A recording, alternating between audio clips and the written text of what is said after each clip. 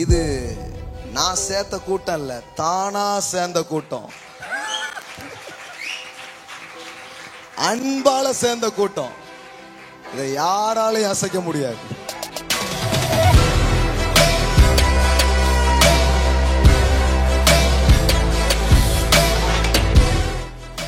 கடவுள் மனிதனானார்.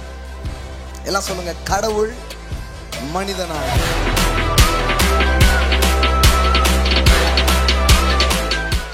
இன்னொரு விதத்துல சொல்லணும்னா கடவுள் இயேசுவானார். இன்னைக்கு நான் பேச போற மெசேஜினுடைய முக்கியமான தீம் என்னன்னா மனிதன்.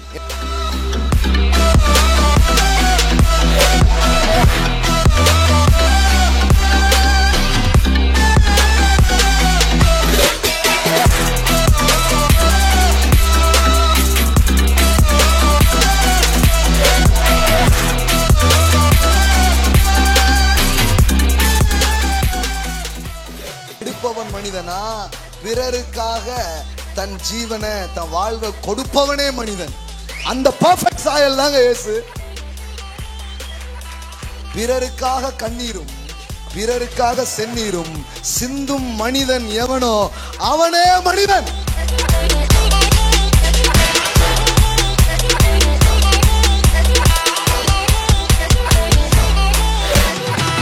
What is the secret of godliness? தேவ பக்தியின் ரகசியம் என்ன? இந்த மாம்சம் கெட்டு போய் மாம்சத்துக்குள்ள அழிவுக்குள்ள போய் மனுஷன் இருக்கிறான். இப்ப அவரு மாம்சமா மாறுறாருன்னா அழிவுக்குள் இருக்கிற இது அழியாமைக்குள்ளே அது வரும். ஏன்னா இவர் என்னவா மாறுறாரோ அதுவா எல்லா கிரியேஷனும் மாற ஆரம்பிக்கும். இதாங்க காரியம்.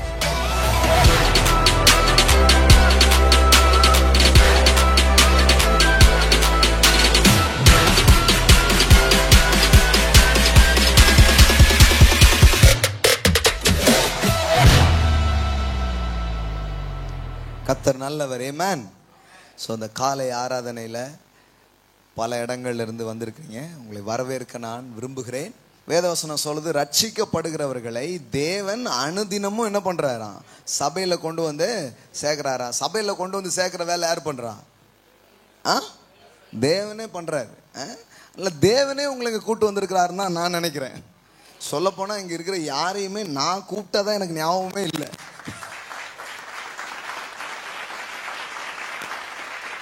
நிஜமா ஞாபகம் இல்லை. என் மனைவி பிள்ளையோட வந்து கொஞ்சம் பிரசங்கம் பண்ண ஆரம்பிச்சேன். நீங்க இவ்வளவு பேர் வந்தீங்க, எங்க இருந்து வந்தீங்கன்னே தெரியல. உண்மையிலே சொல்றேங்க, எங்க இருந்து வந்தீங்கன்னே தெரியல. கடவுள் தான் உங்களை கூட்டி சேர்த்திருக்கிறார். இது நான் சேர்த்த கூட்டம் இல்ல, தானா சேர்ந்த கூட்டம், அன்பால சேர்ந்த கூட்டம். இதை யாராலையும் அசைக்க முடியாது. ஆமென். இப்போ நான் தான் உங்களை கூட்டினேன்னு வைங்களேன், ஐயோ கூட்டின ஆளை பிடிக்கணுமே, கூட்டின இவ்வளோ பிரச்சனை பாருங்க. அதனால தான் நான் பிகினிங்லேயே ஒன்று கற்றுக்கிட்டேன், என்னால் ஒரு ஆளை கூட கூட்ட முடியாது. ஆனால் கடவுள் என் பட்சமாக இருந்தால் கடற்கரை மணலத்தனையான திரளான ஜனங்களை என் வசமாய் அவர் சேர்ப்பார். ஆமென். அப்படிதான் அவர் உங்களை கொண்டு வந்திருக்கிறாரு. நீங்க அவருடைய பிள்ளைகள். இது வெறும் சபை மட்டும் அல்ல, இது ஒரு குடும்பமா இருக்கிறது. அதனாலதான் அங்க போட்டிருக்கிறோம், ராக் ஜீசஸ் ராயல் ஃபேமிலி. இந்த குடும்பம் இந்த நாளில் வந்திருக்கிற உங்களை வரவேற்கிறது.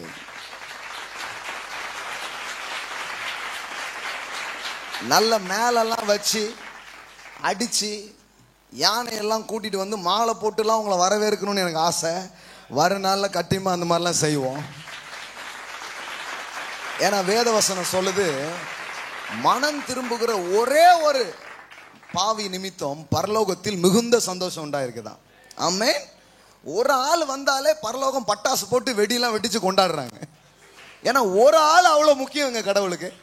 அதனாலதான் கிறிஸ்துவின் பிறப்பை பத்தி சொல்லும் போது சொல்றாங்க, இந்த உலகத்துல யாருமே இல்லாம இருந்தாலும் ஒரே ஒரு ஆள் மட்டும்தான் இங்க இருந்திருந்தான்னு வைங்களேன், அந்த ஆளுக்காகவும் இயேசு மனுஷனா வந்திருப்பாராம்.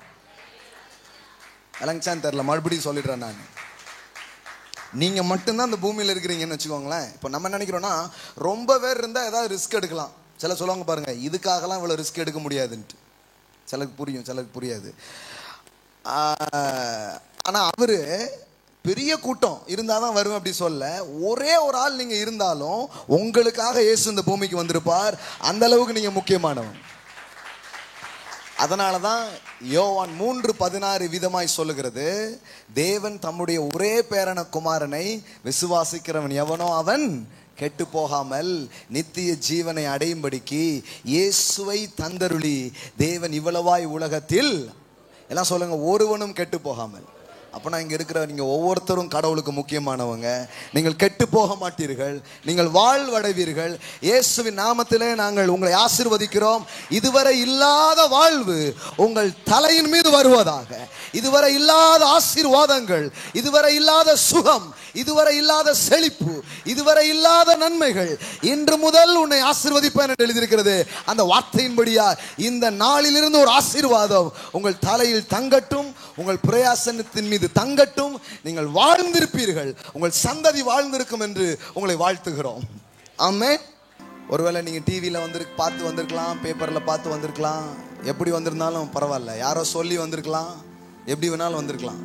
ஒருத்தர்லாம் சொன்னார், நான் அப்படி போயிட்டு இருந்தேங்க, ஆவியானவர் சொன்னார் உள்ள போன்ட்டு, உள்ள வந்துட்டேன் அப்படிங்கிறார். அப்புறம் தான் எனக்கு புரிஞ்சுச்சு, நமக்கு இந்த ஆள் சேர்க்கிற வேலையை ஆவியானவரே செய்யறாரு போல. கலக்கம் இல்ல, எனக்கு கவலை இல்ல, கர்த்தர் என் சபையை நடத்துகிறார். என் சபையை நான் கட்டுவேன், அதை பாதாளத்தின் வாசல்கள் மேற்கொள்வதில்லை. சபைங்கிறது ஒரு மனுஷன் புத்தி வச்சு, திறமை வச்சு, தாளந்து வச்சு அவன் பண்ற ஒண்ணு கிடையாதுங்க, நான் பண்றது கிடையாது. சபைங்கிறது உங்களை மாதிரி நானும் இதுல ஒரு பங்கேற்பாளராகத்தான் இருக்கிறேன். என்ன கொஞ்சம் முன்னாடி நின்று பண்ணிட்டு இருக்கிறேன், அவ்வளவுதான். ஆமா, அப்படி பார்த்தா நீங்க கூட தான் எனக்கு முன்னாடி இருக்கிறீங்க.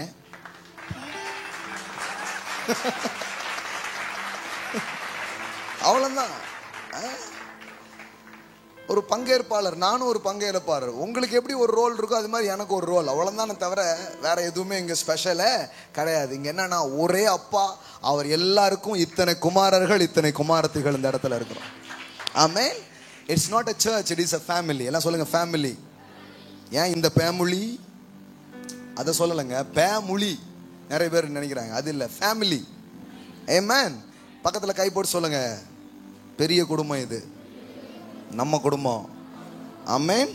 குடும்பத்துக்கு வந்திருக்கிறீங்க. ஆமென். இது குதூகலமான குடும்பம், ஆனந்த குடும்பம், மகிழ்ச்சியின் குடும்பம், ஆர்ப்பரிக்கிற குடும்பம், ஒருத்தருக்காக ஒருத்தர் நிக்கிற குடும்பம். ஆமென். மாயாண்டி குடும்பம் இல்ல, மன்னவரின் குடும்பம். ஆமென். ஹalleluya. one another, ஒருவருக்காக ஒருவர் வாழ தேவன் சபையை வைத்தார். சபை ரொம்ப அற்புதமான திட்டம் பாருங்க. அது ஒரு மனுஷனுடைய கண்டுபிடிப்பு கிடையாது. சிலர் அதை பத்தி என்னமே தெரியறது இல்லை. ஒரு 4 பேர் வந்துட்டு ஏதோ சர்ச்சை ஆரம்பிச்சிடலாம், அப்படிலாம் இல்லை. It's a God's plan, it's a divine things. தேவனிடத்திலிருந்து வருகிற ஒரு அற்புதமான ஒரு காரியம் பாருங்க. அதனாலதான் it's a house of God அப்படின்னு படிக்கிறோம். எல்லாம் சொல்லுங்க, ஹவுஸ் ஆஃப் காட், தேவனுடைய வீடா. அப்படிதான் ஆண்டவர் சொல்றாரு, நீங்க எங்க வந்திருக்கிறீங்க? தேவனுடைய வீட்டுக்கு வந்திருக்கிறீங்க. தேவன் ராஜா, அவர் வீட்டுக்கு நீங்க வந்திருக்கீங்க. அதனாலதான் ராயல் ஃபேமிலின்னு சொல்றோம். கர்த்தர் உங்களை அழைத்திருக்கிறார்.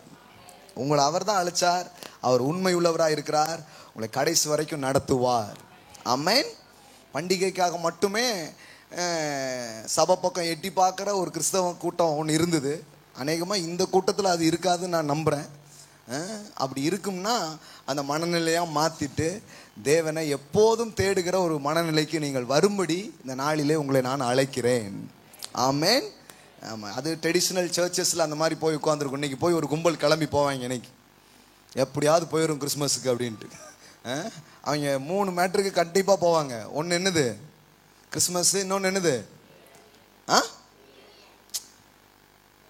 Good Friday. பிரதர், நல்லதுக்கு போட்டனாலும் கெட்டதுக்கு போயிடணும்ல அப்படின்னு துக்கம் விசாரிக்கிறது போயிடுவேன் வெள்ளிக்கிழமை. அப்புறம் என்னது? அப்புறம் ஈஸ்டரு, இது மாதிரி நியூ இயர். ஒரு 4 நாள் தான் வச்சிருக்கிறாங்க நிறைய பேர்.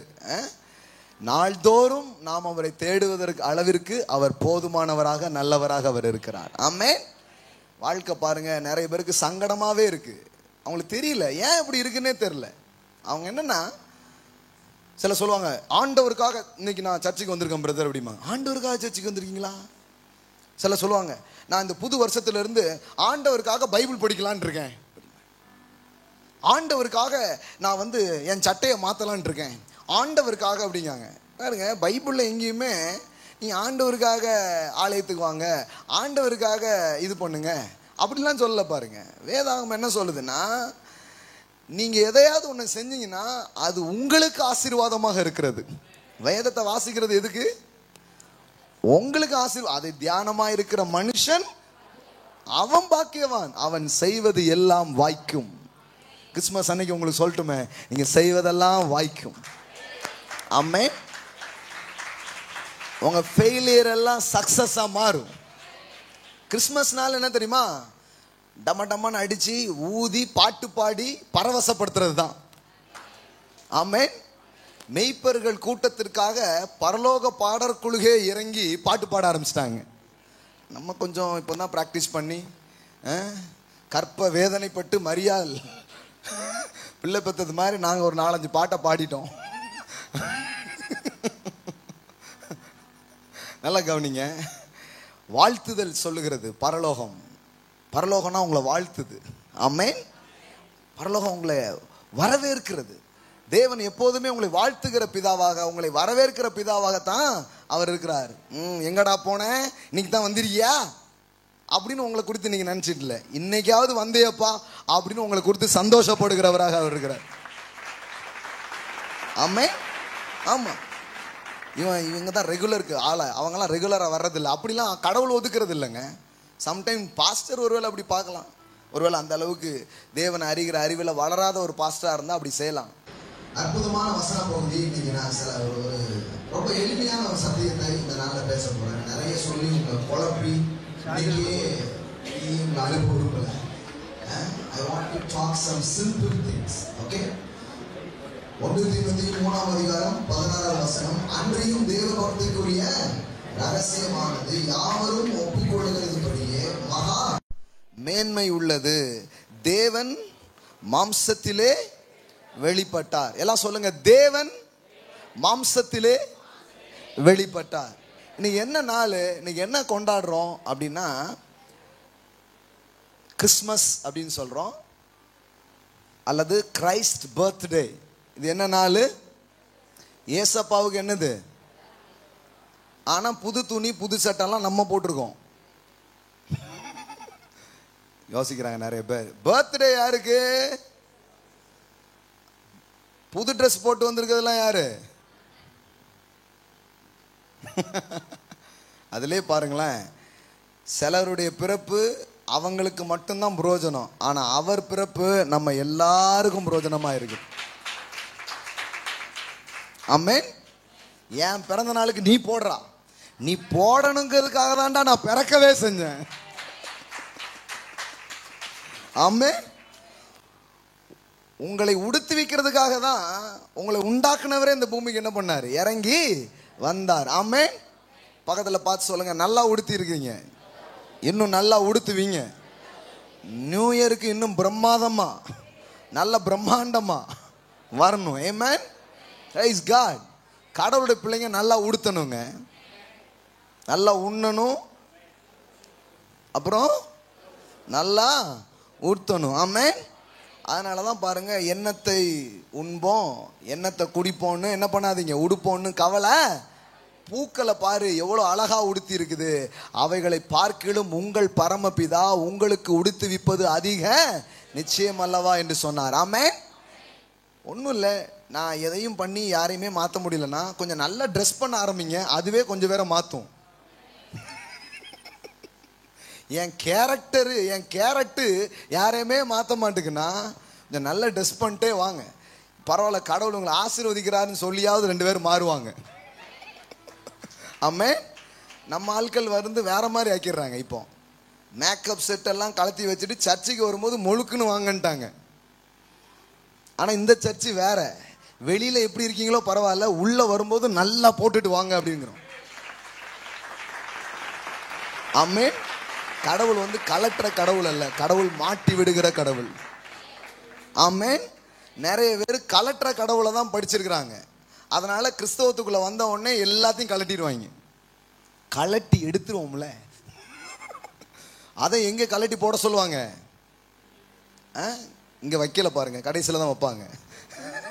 உண்டியல் பெட்டி வச்சு அந்த அசுத்தமானதை இங்கே போட்டுரு அப்படிம்பாங்க. அசுத்தமானதை உண்டியலில் போட்டால் உண்டியல் அசுத்தமாவாதா? அது பரவாயில்ல, நாங்கள் கழுவிப்போம். இப்படியே சொல்லி எல்லாத்தையும் கலத்தி எங்கே கொண்டு வந்துட்டாங்க? உண்டியல் பெட்டிக்கு வந்துடுச்சு. இவங்க என்ன ஆயிட்டாங்க? உண்டியல் தான் அந்த ரேஞ்சுக்கு மாற்றி விட்டாங்க. ஒருவேளை நீங்கள் வரும்போது கூட வெறுமையாக வரலாம், ஆனால் இதை கேட்க கேட்க கேட்க கொஞ்சம் நாளுக்கு அப்புறம் நிரம்பி வழிகிற ஆள் மாதிரி நீங்கள் இருக்கணும். இங்கு நாங்கள் அந்த தேவனைத்தான் அறிவிக்கிறோம். ஆமென். கேட்குறாங்க, என்ன பிரதர் பிரேஸ்லெட் போட்டிருக்கீங்க, டைமண்ட் ரிங் போட்டிருக்கீங்க, வைர மோதிரம்லாம் போட்டிருக்கீங்க, என்ன அப்படிங்க. நான் சொல்கிறேன், இதெல்லாம் கம்மிங்க. ஓசோன்னு ஒரு ஆள் இருந்தார் இந்த உலகத்தில். அவர் 75 ரோல்ஸ் ராய் வச்சுருந்தாராம். எத்தனைங்க?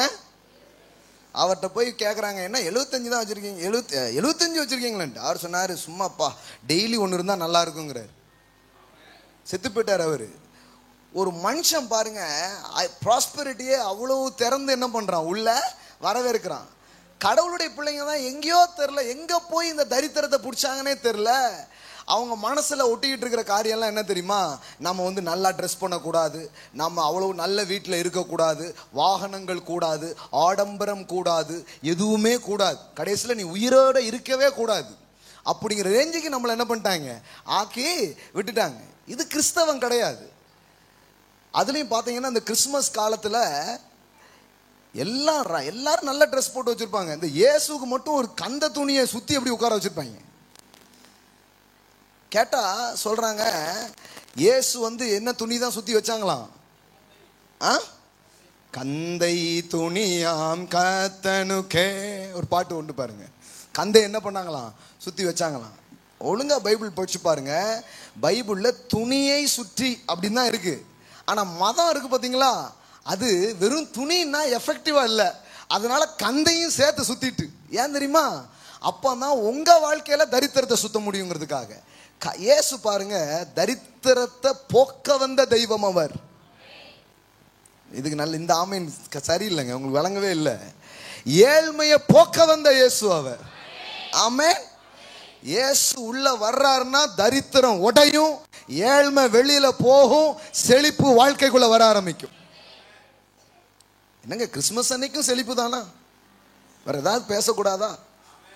பாருங்க, வேற ஏதாவது பேசிடுவோம் பார்த்துக்கோங்க.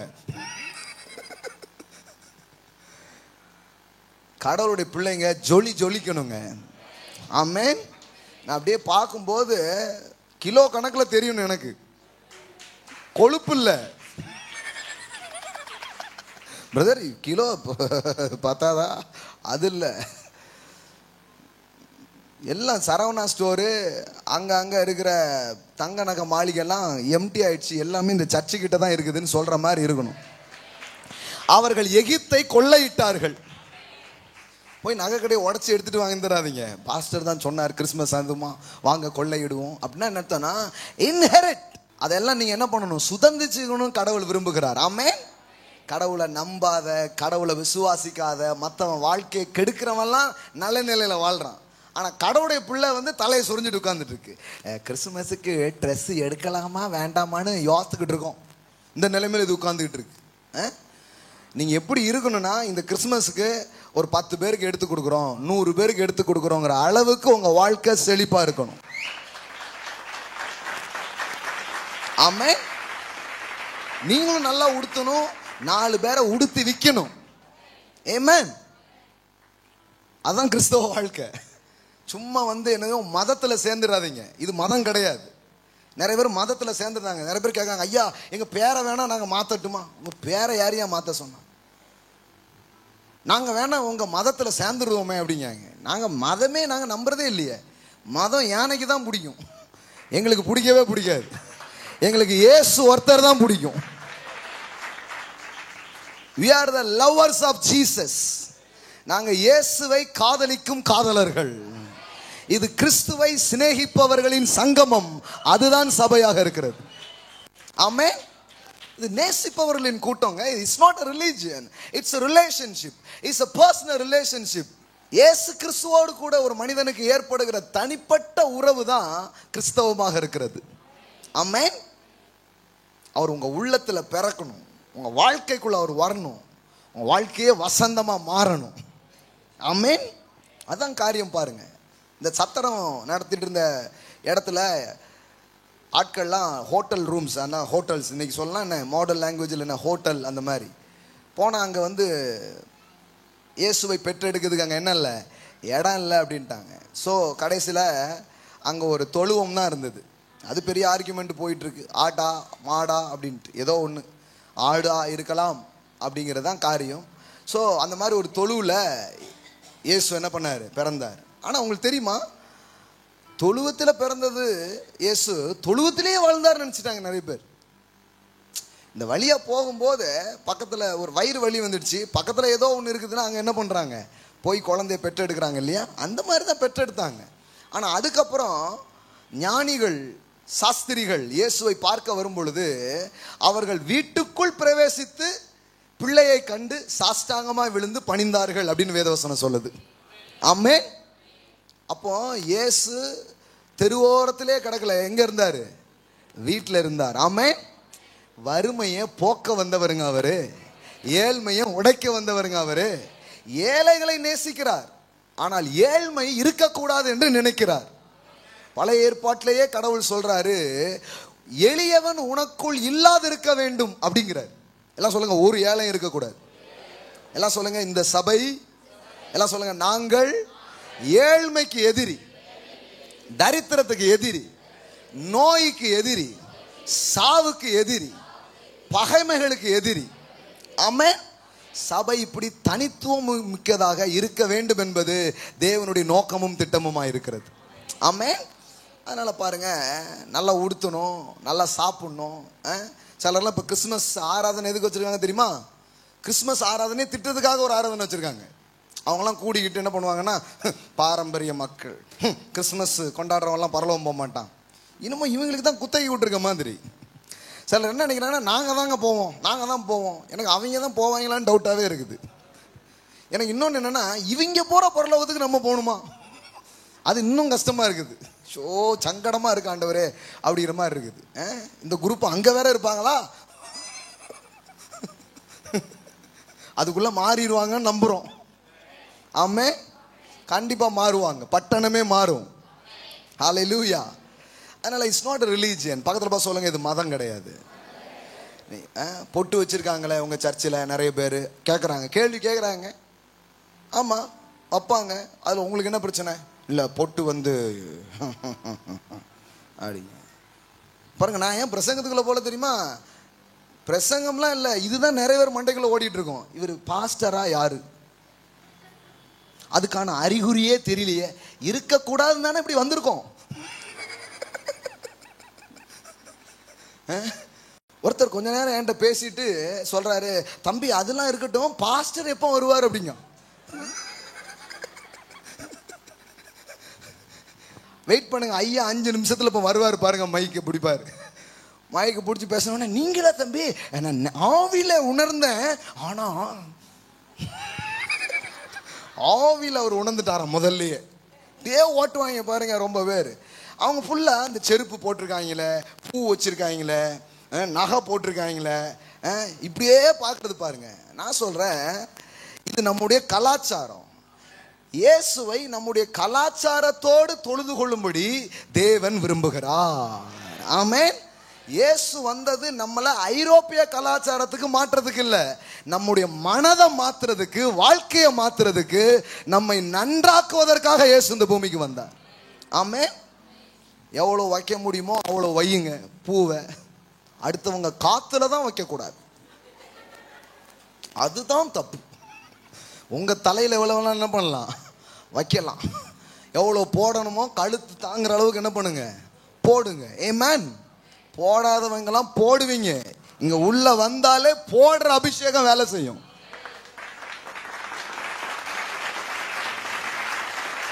காலியா நீங்க யாரும் இருக்க மாட்டீங்க. ஆமென்.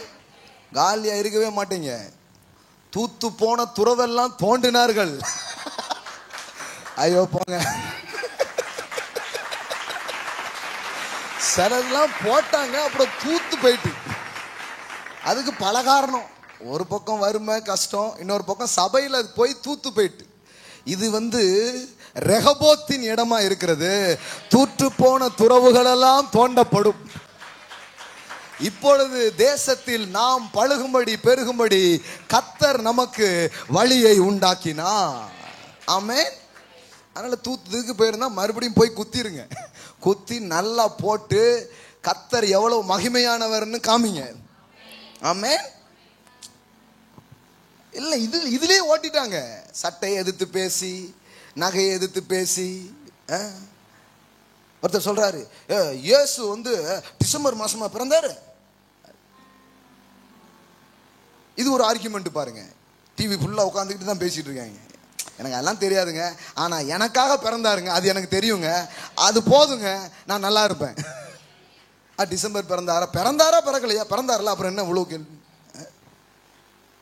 இயேசுக்கு ஆணியை இங்க அடிச்சாங்களா இங்க அடிச்சாங்களா? ஆர்கியூமெண்ட். ஆணியை இங்க அடிச்சாங்கன்னு நம்பி ஒரு சபை தனியா போயிட்டு, இங்க அடிச்சாங்கன்னு இன்னொரு சபை இன்னொரு பக்கம் போயிடுச்சு. ஒரு ஆணிக்கு இவ்வளவு அக்க போறா, இன்னும் ஆர்கியூமெண்ட் விட மாட்டுக்கு. அவர் கையில இன்னும் ஓட்டை இருக்கு அப்படிங்கிற ஒருத்தர் சொல்ல, இல்ல ஓட்டெல்லாம் அடைஞ்சிட்டு அப்படிங்காங்க. இதுக்காக ஓட்டை விழுந்துருது. இப்படிதான் பிரிஞ்சு போயிடுங்க. இதெல்லாம் மதம். பக்கத்துல பார்த்து சொல்லுங்க, ரிலிஜியன். டோன்ட் பி அது ரிலிஜியன். மதத்தில் இருக்காதீங்க. இந்த மாதிரி பேச்சு சிந்தனை எல்லாம் என்னது? மதம். அது உங்களை கொன்னுரும். வெளியில வந்துருங்க அதுல இருந்து. எழுத்து கொள்ளும். தட் மீன்ஸ் த ரிலிஜியன் உங்களை என்ன பண்ணிடும்? கொலை பண்ணிடும். நிறைய பேரை கொன்னுட்டது. 30 வயசுல 20 வயசுல அநியாயமா செத்து போயிட்டாங்க. மாத்திரை மருந்து கொடுக்காமலே கொண்டுட்டாங்க, செத்து போயிட்டாங்க. இதெல்லாம் யார் கணக்கில் சேரும்? mercy killing. ஆரோக்கியமா நீடிய விதத்துல வாழ்ந்து பல பேருக்கு ஆசீர்வாதமா இருக்கிறது தான் கிறிஸ்தவ வாழ்க்கையாக இருக்கிறது. பக்கத்துல பார்த்து சொல்லுங்க, நீங்கள் நீடூழி வாழ்க, தீர்காயுஸ் பவ. என்னென்ன லாங்குவேஜ் தெரியுமோ எல்லா லாங்குவேஜ்லையும் சொல்லுங்களேன். வரமாட்டுக்குல வாயில அடுத்தவங்களை ஆசீர்வதிக்கணும்னா வரமாட்டுக்கு. சொன்னீங்களா? நீங்களும் சொல்லுங்க, நீங்களும் வாழுங்க. ஆமென். ஏன் மரணத்தையே ஜெயிச்சு ஒரு வாழ்க்கை வாழுங்க.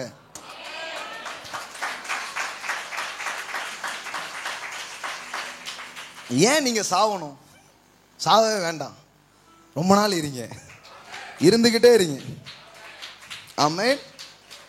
அதையும் நாங்க நம்புறோம். கேப்ல எல்லா மெசேஜும் சொல்லிடணும். ஸோ கிறிஸ்தவ வாழ்க்கைங்கிறது ஒரு அற்புதமான வாழ்க்கை. It's a life of celebration. அது ஒரு கொண்டாட்டமான ஒரு வாழ்க்கை. அப்படி உங்களுக்கு கொண்டாட்டமா இல்லைன்னா நீங்க மதத்தில் சிக்கிட்டு இருக்கீங்கன்னு அர்த்தம். சிலர் பாருங்க, மிகுந்த கஷ்டத்தோடு பாடுகளோடு இயேசுவை நாங்கள் பின்பற்றி கொண்டே இருக்கிறோம் அப்படிங்க. என்ன 30-40 வருஷமாவா? கிடையாது. என் பாடெல்லாம் அவர் சுமந்துட்டாரு. இப்போ பாட்டு தான் எனக்கு இருக்கு. பாடு அவருக்கு, பாட்டுகள் மட்டுமே எனக்கு. நான் பட்ட பாடு, நான் பாடுற பாட்டு அப்படிதான் சொல்லணும். ஆமென். கிறிஸ்து பாடுபட்டார். ஏன்?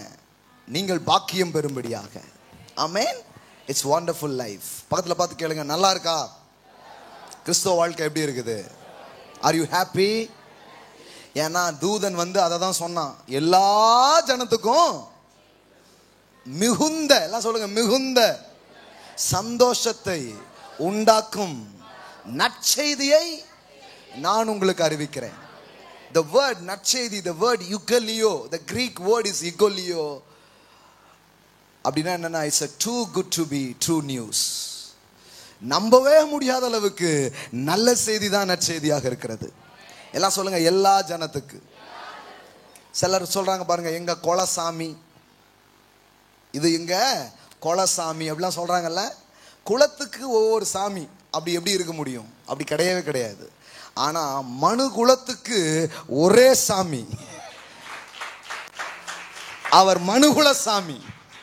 கடவுள் வந்து ஒரு இனத்துக்கோ ஒரு குலத்துக்கோ ஒரு குறிப்பிட்ட கூட்டத்துக்கோ சொந்தக்காரராக இருக்கவே முடியாது. அப்படி இருந்தால் அவர் கடவுளே கிடையாதுங்க. கடவுள்னா யாரு? எல்லா ஜாதியார் எல்லா பாசக்காரர்களையும் தன் பிள்ளையாக பார்க்கிறவர் தான் கடவுளாக இருக்கிறார். நம் கலாச்சாரத்தில் ஜாதிகள் எப்படி உருவானது, பிளவுகள் எப்படி ஏற்பட்டதுன்னு போய் பார்த்தா அதன் வேர்கள் எல்லாம் மதங்களாக இருக்கிறது. அந்த மதம் என்ன சொல்லுகிறது? கடவுள் ஒருவரை தலையில வயிற்றுல தொடையில காலில் இருந்தெல்லாம் வச்சாரு அப்படின்னு பேசி மனிதர்கள் மத்தியிலே ஏற்றத்தாழ்வுகளை மதம் உருவாக்கி இருக்கிறது. ஆனால் பாவப்பட்ட கிறிஸ்தவமும் அதில் சிக்கி கொண்டிருக்கிறது.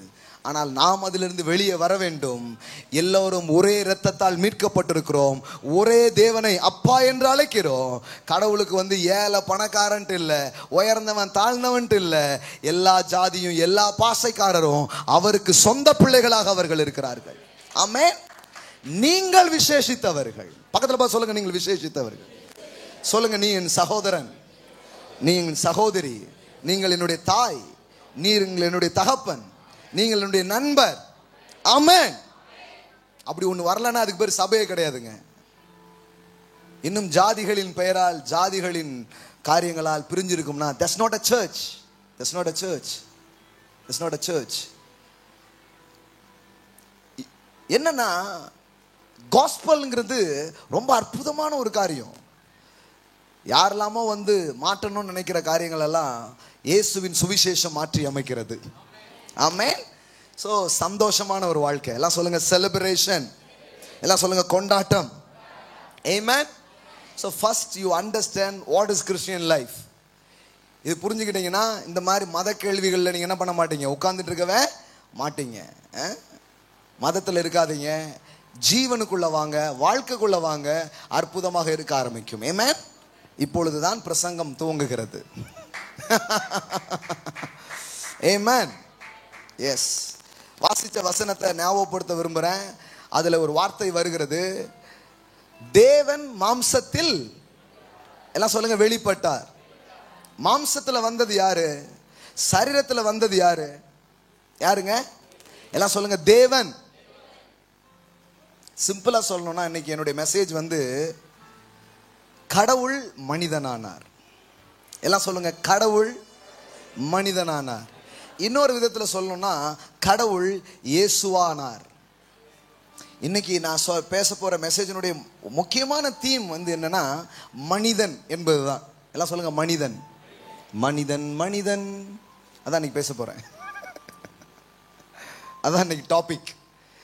எவ்வளோ டைம் இருக்குதோ அவ்வளோ விஷயம் என்ன பண்ணலாம் இன்னைக்கு பேசலாம். முதல்ல சில வேத வசனங்களின் ஆதாரங்களை உங்களுக்கு தந்து அப்புறம் வேகமாக சில விஷயத்தை உங்களோடு கூட நான் பேச விரும்புகிறேன். எத்தனை பேர் கேட்க ஆர்வமாக இருக்கிறீங்க?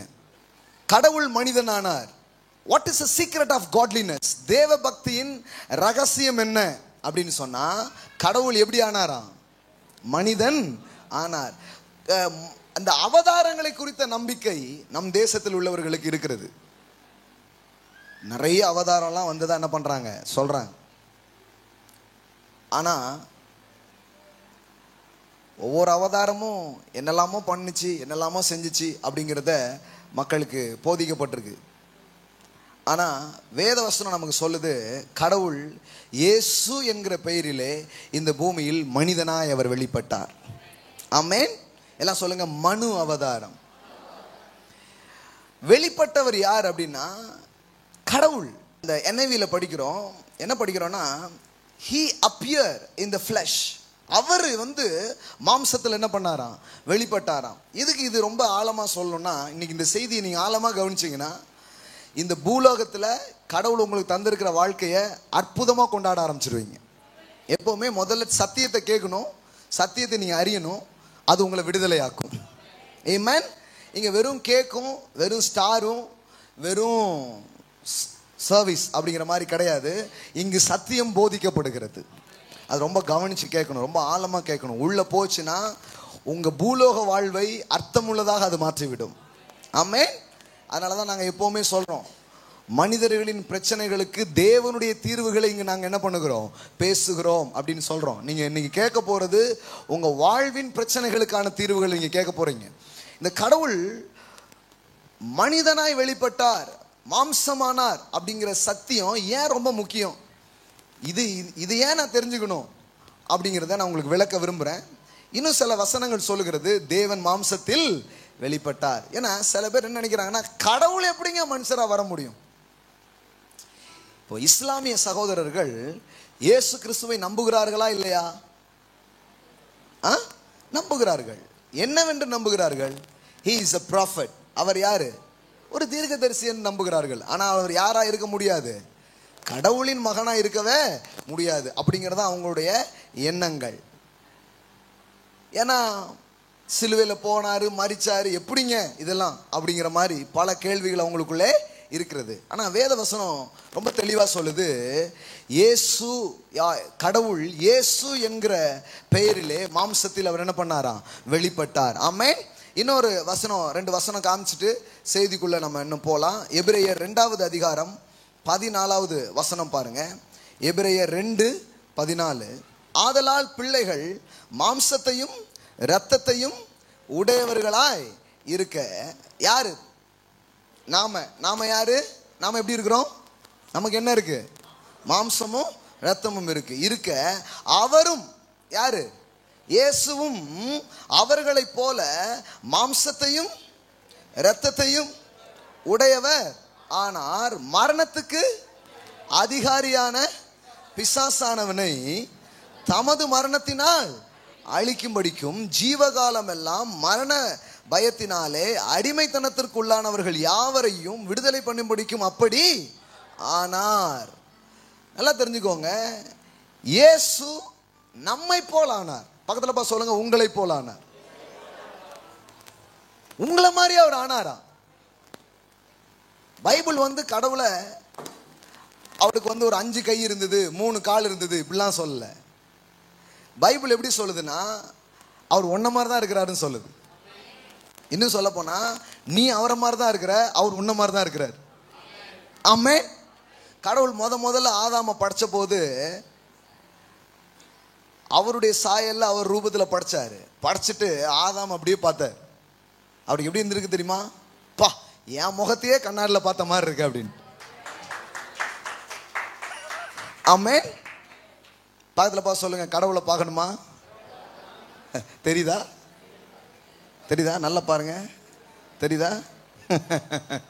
நான் தான். ஆமென். மனுஷனா ஒரு அற்ப பிறவி கிடையாது, ஒரு சாதாரணமான பிறவி கிடையாது. இந்த மனிதனுடைய பிறவியை பற்றி சிலருக்கு ரொம்ப உயர்ந்த கருத்து இருக்கு.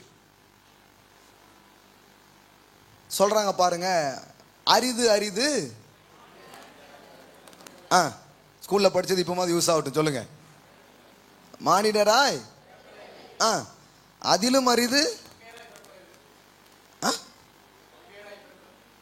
அது வேறங்க, சிஸ்டர் சொல்லி கொடுத்தாங்களோ, அது வேற. மங்கையாராய் பிறப்பதற்கு மாதவம் செய்திட வேண்டும், அது வேற. இது என்னது?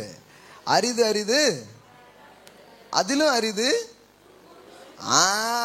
கூன் குருடு செவிடு இல்லாம பிறக்கிறது. சிலர் கொஞ்சம் உயர்வா பேசியிருக்கிறாங்க. எதை?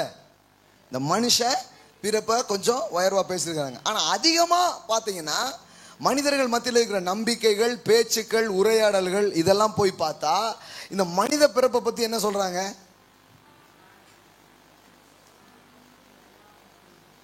என்ன ஜென்மண்டா இது, என்ன பொறப்படா இது சொல்றாங்க. மதத்தினுடைய சிந்தனை என்ன தெரியுமா? அடுத்த ஜென்மம்னு ஒண்ணு இருந்தா மனுஷனா பிறக்கக்கூடாது. இருந்தா யாரா மட்டும் பிறந்துடக்கூடாது. அப்படி யாராவது மனுஷனா ஒருத்தன் பிறந்துட்டாலே அவன் போன ஜென்மத்தின் கருமம். அதனாலதான் மனுஷனா பிறந்துட்டான். அப்ப மனித பிறவினால என்னது? கருமம். கருமம். இதுதான் நாம் வாழும் கலாச்சாரங்களில் இருக்கும் நம்பிக்கைகள். இப்போ கிறிஸ்து இயேசுக்குள்ள வந்திருக்கிற நாம இந்த கலாச்சார சிந்தனையிலேயே சபையில உட்கார்ந்துட்டு இருக்க கூடாது. வேத வசனம் என்ன சொல்லுதுன்னு கண்டுபிடிச்சு பரமபிதா நடாத நாட்டை எல்லாம் புடுங்கி தூர போட்டுட்டு நல்ல நாத்தை உள்ள வைக்கணும். புது நாத்து, புது நெல்லு.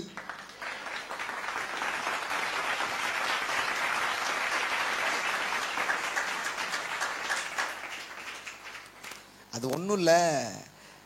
ரொம்ப நாள் ஆச்சு பைபிள் மட்டுமே படிச்சதுனால அநேகருக்கு வெளிப்பாடு வரவில்லை.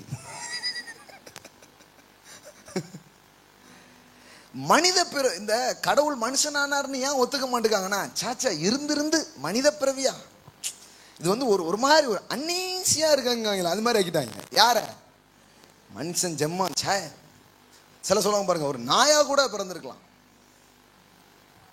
ஒரு நாய் கூட எப்படி இருக்கும், நன்றி உள்ளதா இருக்கும். இவனுக்கு என்னவே இல்லை, ஒரு நன்றியே இல்லை. ஒருத்தர் சொல்றாரு, தத்துவம்லாம் எழுதிட்டாங்க, ஒருத்தர் இல்லை நாடே அதான் சொல்லிக்கிட்டு, பிள்ளைய பெத்தா கண்ணீர், தென்னைய வச்சா இளநீர், எப்படி இருக்கு பாருங்க. அப்போ இந்த பிறப்பு, இந்த மனிதனின் வாழ்க்கை, மனுஷன், இது எல்லாமே எப்படி இருக்குது, அதை வந்து லோவா சிந்திச்சு பேசி பழகி அப்படி இருக்குது. சில சொல்றாங்க இந்த குரங்குல இருந்து வந்தான்னு சொல்றாங்களே, அது உண்மையாத்தான் இருக்குன்னு நினைக்கும் போது, ஏன்னா பண்ற சேட்டை பூரா அப்படி இருக்குல்ல, அங்க இங்க இருக்கும் ஒண்ணு பண்றானா, அநேகமா டார்வின் சொன்னது உண்மையா இருக்கும் போல, இப்படிலாம் யோசிக்க வச்சுது. இந்த மாதிரி ஒரு கீழான சிந்தனைக்கு எது நம்மளை எடுத்துட்டு போச்சுங்கிறத உங்களுக்கு காட்ட விரும்புகிறேன். அதுக்கப்புறம் இந்த கீழான சிந்தனையை மாற்றி எப்படி ஒரு மேலான சிந்தனைகளுக்கு நீங்கள் போக முடியும் அப்படிங்கிறது இன்னைக்கு நான் சொல்ல விரும்புகிறேன். இன்னைக்கு சொல்றதுக்கு நிறைய செய்தி இருக்குது, ஆனால் எவ்வளவு நிறைய சொல்றதை விட உங்களுக்கு புரியுற மாதிரி சொல்றது ரொம்ப முக்கியமாக இருக்குது அப்படின்னு சொல்லி நினைக்கிறேன்.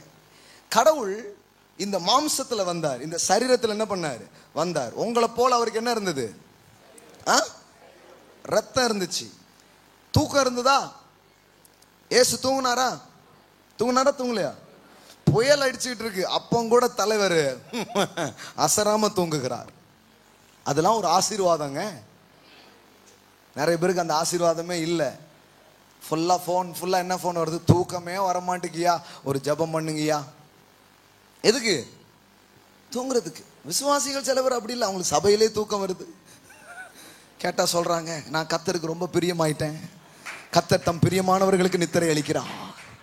சபையிலுமா அருமையா தூங்குறாங்க, பரவாயில்ல, அது ஒன்றும் இல்லை, காலையில் ஜெபத்துக்கு வந்தனால லைட்டா அப்படிங்கிறாங்க.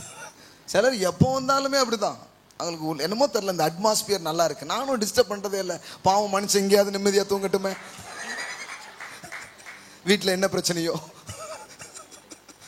தூங்கட்டுமே, என்ன தப்பு இருக்கு அதுல. என்னைக்காவது ஒரு நாள் விழிச்சு சத்தியத்தை கேட்பார், வர்றதுக்காக ஸ்தோத்திரம். ஆமென். எங்களிடத்தில் வருகிற ஒருவரை நாங்கள் புறம்பே தண்ணுவதில்லை, இயேசுவை போலவே. அதுக்கு வேணா கொஞ்சம் வசதியெல்லாம் பண்ணி தர்றோம், எப்படியாவது வாங்க, 2 வார்த்தையாவது காதுல போகும் இல்லையா.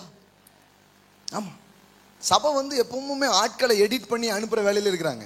இங்க எடிட்டிங்கே கிடையாது, எல்லாம் உள்ள வரலாம். ஸ்மோக் பண்ணிட்டு இருக்கிற ஆட்கள்லாம் வெளியில் நிக்க வேண்டாம், சபைக்குள்ள வரலாம். ஒரு மாதிரி ஆகுதுல, அதான் மதம்.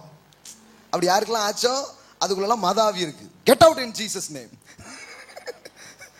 அதாவது ஸ்மோக்கிங் ஜோன் அப்படின்னு ஒன்று வச்சு அவங்களெல்லாம் சேர் போட்டு டீ வச்சு உட்கார வைக்கலாம்னு நான் யோசிச்சிருக்கிறேன். அடிச்சுக்கிட்டே கேளு, நான் சொல்ற சுவிசேஷம் பெருசா அந்த தம்மு பெருசான்னு பாத்துறான்.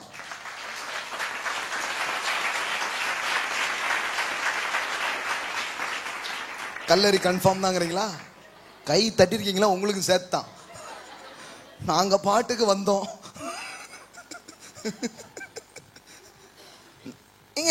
நம்ம வந்து காஸ்பலை புரிஞ்சுக்கவே இல்லையா. அவர் வந்து பாவிகள் மேல தோல்ல கை போட்டு அவங்க வீட்டுக்கெல்லாம் போனாரு. மதவாதிகளுக்கு ஒரே எரிச்சல் ஆயிடுச்சு, என்ன யார் இவர் வீட்டுக்கு போறாரு, நானும் உபவாசத்தில் இருக்கிறேன், என் வீட்டுக்கே வரமாட்டேக்காரு. ஸ்தோத்திரம், ஹல்லேலூயா, பிரைஸ் காட். ஓ ரபா சந்தர பரவா, அப்புறம் வரமாட்டேக்காரு. ஆனா அங்க ஒருத்தன் ஊரை அடிச்சு உலையில போட்டுட்டு மனசு நொந்து போயிடுச்சு. எப்பவுமே பாருங்களேன், ஒரு மனுஷன் தப்பு பண்ண இன்னொருத்தனுக்கு இது பண்ணும்போது ஒன்றும் சந்தோஷமா இருக்க போறது இல்லை. வெளியில அப்படி தெரியுது, ஆனா உள்ள எப்படி இருக்கும், அவன் வந்து அந்த ஆத்தென்டிக் டிசைன்ல இல்லாததுனால, கடவுள் வடிவமைத்த அந்த வாழ்க்கைக்குள்ள அவன் வராததுனால அவன் மனசுல எப்படிதான் இருக்கும். வேதம் சொல்றது, துன்மார்க்கனுக்கு சமாதானம் இல்லை, அவனும் உடஞ்சு போய் தான் இருக்கிறான். இவன் ரொம்ப திட்டும்போது போ என் காசுக்கு தேடி நீ ஒரு நாள் வருவ இப்படின்னே இருக்கிறான். ஆனா இயேசு தான் பாருங்க, ஒரு மனுஷனுடைய இருதயத்தின் தேவைகள் என்ன பண்ணிருக்கிறாரு, அறிஞ்சிருக்கிறாரு, அறிஞ்சு அவனை ஏத்துக்கிறாரு. இன்னைக்கு உன் கூட தான் சாப்பாடுங்கிறாரு. என்ன ஆச்சுன்னே தெரில. கொஞ்சம் தூரம் இயேசுவோட நடந்துக்கிட்டே இருக்கிறான். திடீர்னு சகைவு சொல்கிறான், நம்ம சொத்துல கொஞ்சம் பாதியை ஏழை கொடுக்கலான்னு இருக்கிறேன் அப்படின்ட்டான். அப்புறம் இன்னும் போயிட்டே இருக்கிறான். சொல்கிறான், கொஞ்சம் பேட்ட கொஞ்சம் அநியாயமாக வாங்கிட்டேன், 4 மடங்கா திருப்பி கொடுத்துலான்னு இருக்கிறேன். ஏன்னா இவன் 40 மடங்கு ஆக்கி வச்சிருக்கான். புரியுதா உங்களுக்கு? 4 மடங்கு வாங்கினதை 4 மடங்கா திருப்பி கொடுக்கணும்னா சகைவுகிட்ட எத்தனை மடங்கு இருந்திருக்கும் யோசித்து பாருங்க. ஆமென். இது எல்லாம் மதவாதிகளுக்கு பிடிக்கல. ஆனா இயேசு இப்படிப்பட்ட மனிதர்களுக்காக தான் அந்த பூமிக்கு வந்தார். அதனால நாங்கள் யாரையும் குற்றம் சாட்டி சிலுவையிலலாம் நாங்கள் அடிக்கிறது இல்லை. உனக்காக ஒருத்தர் சிலுவையில் அடிச்சிட்டாருப்பா, தொங்கும் போது கூட 2 பக்கமும் கல்லர் தான் இருக்கிறாங்க. கல்லர்கள் நடுவிலே குற்றமற்றவர் தொங்கினார். ஆமென். ஏன்னா அங்கதான் அவர் வராரு. அங்க வந்துதான் வேலையை அவர் என்ன பண்ண ஆரம்பிக்கிறார், செய்ய ஆரம்பிக்கிறார். நல்லா கவனிங்க. இந்த மனுஷ பிறவி, இந்த மனிதன், இது எல்லாமே ரொம்ப தப்புங்கிற ஒரு எண்ணம் நிறைய பேருக்குள்ள என்ன பண்ணிருக்குது, ஒளிஞ்சு கிடக்குது. இதை நீங்க கொஞ்சம் மாத்தி அமைச்சு சில காரியத்தை சொல்ல விரும்புறேன். எல்லாம் சொல்லுங்க, உங்களை போல ஆனார். எல்லாம் சொல்லுங்க, நம்மை போல ஆனார். அவருக்கு தூக்கம் இருந்ததா? தூக்கம் இருந்துச்சா? பசி இருந்துச்சா? இருந்துச்சா? பசி இருந்தது. நல்லா சாப்பிடுவாரா இயேசு? இயேசு எனக்கு தெரிஞ்சு ஊழியத்தை ஆரம்பிக்கும் போது ஒரு 40 நாள் அப்படி பாஸ்டிங்ல இருந்த மாதிரி இருக்கு. அதுக்கப்புறம் பாஸ்டிங்கே தெரிஞ்ச மாதிரியே இல்லை, ஒரே ஃபீஸ்டிங் தான்.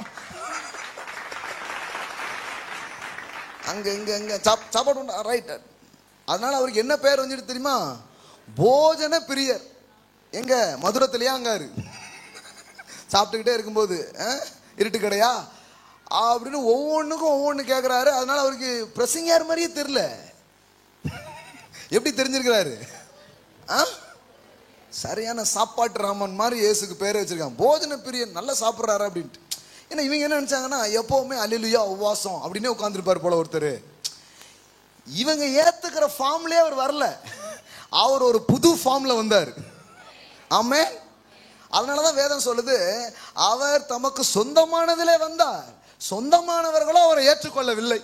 அதனால அந்த தங்கம் நமக்கு சொந்தமாயிட்டு. ஆமென். யூதர்கள் தள்ளின அந்த ராஜாவை, யூதர்கள் ஒதுக்கின அந்த பொக்கிஷத்தை தேவன் நம்முடையதாக மாற்றி இருக்கிறார். ஆமென். ஹல்லேலூயா. சிலர் வேண்டான்னு சொன்னது நல்லது. ஏன்னா இன்னைக்கு நாம் உரிமை கொண்டாடும் பொக்கிஷமாய் அவர் மாறி இருக்கிறார். ஆமென். இந்த எல்லாரும் மாதிரி தான் இருந்தாரு. ஏசு அழுதாரா? அழுதாரா? ஃபீலிங் இருந்ததா அவருக்கு? இல்ல அப்படியே ரோபோ மாதிரி இருந்தாரா? உங்கள் இருதயம் கலங்காமலும் இருப்பதாக அப்படின்னு சொன்னாரு. ஆனா இன்னொருத்தர் அழும்போது அவர் அழுதாரா? அழலையா? ஃபீலிங் இருந்ததா இல்லையா? உணர்ச்சியே இல்லாத ஒரு ஆள் இல்லை. உணர்ச்சி இருந்தது, தூக்கம் இருந்தது, பசி இருந்தது, களைப்பு இருந்ததா? ஏசு களைப்பு இருந்ததா? அந்த அந்த சமாரிய பெண்ணோடு போய் உட்கார்றாரு பாருங்க அந்த கிணத்தாண்டே. பிரயாணத்தினால என்ன ஆகுறாரு, கொஞ்சம் களைச்சு போய், எப்பா நீங்களே போய் புரோட்டா வாங்கிட்டு வாங்க அப்படின்னு அனுப்பிச்சிட்டு என்ன பண்றாரு, உட்கார்ந்து அந்த டைம்லயும் ஒரு பெண் கூட சுவிசேஷத்தை பேசுறாரு. அது வேற கதை. நின்றுட்டு தான் பேசணுமா, ஏன் உட்கார்ந்துட்டு ஒரு காஸ்பல் சொல்லக்கூடாதான்ட்டு அங்க நின்று ஒரு காஸ்பலை பேசிட்டாரு. அந்த அம்மா போய் ஊரையே தட்டிட்டு வந்துடுச்சு.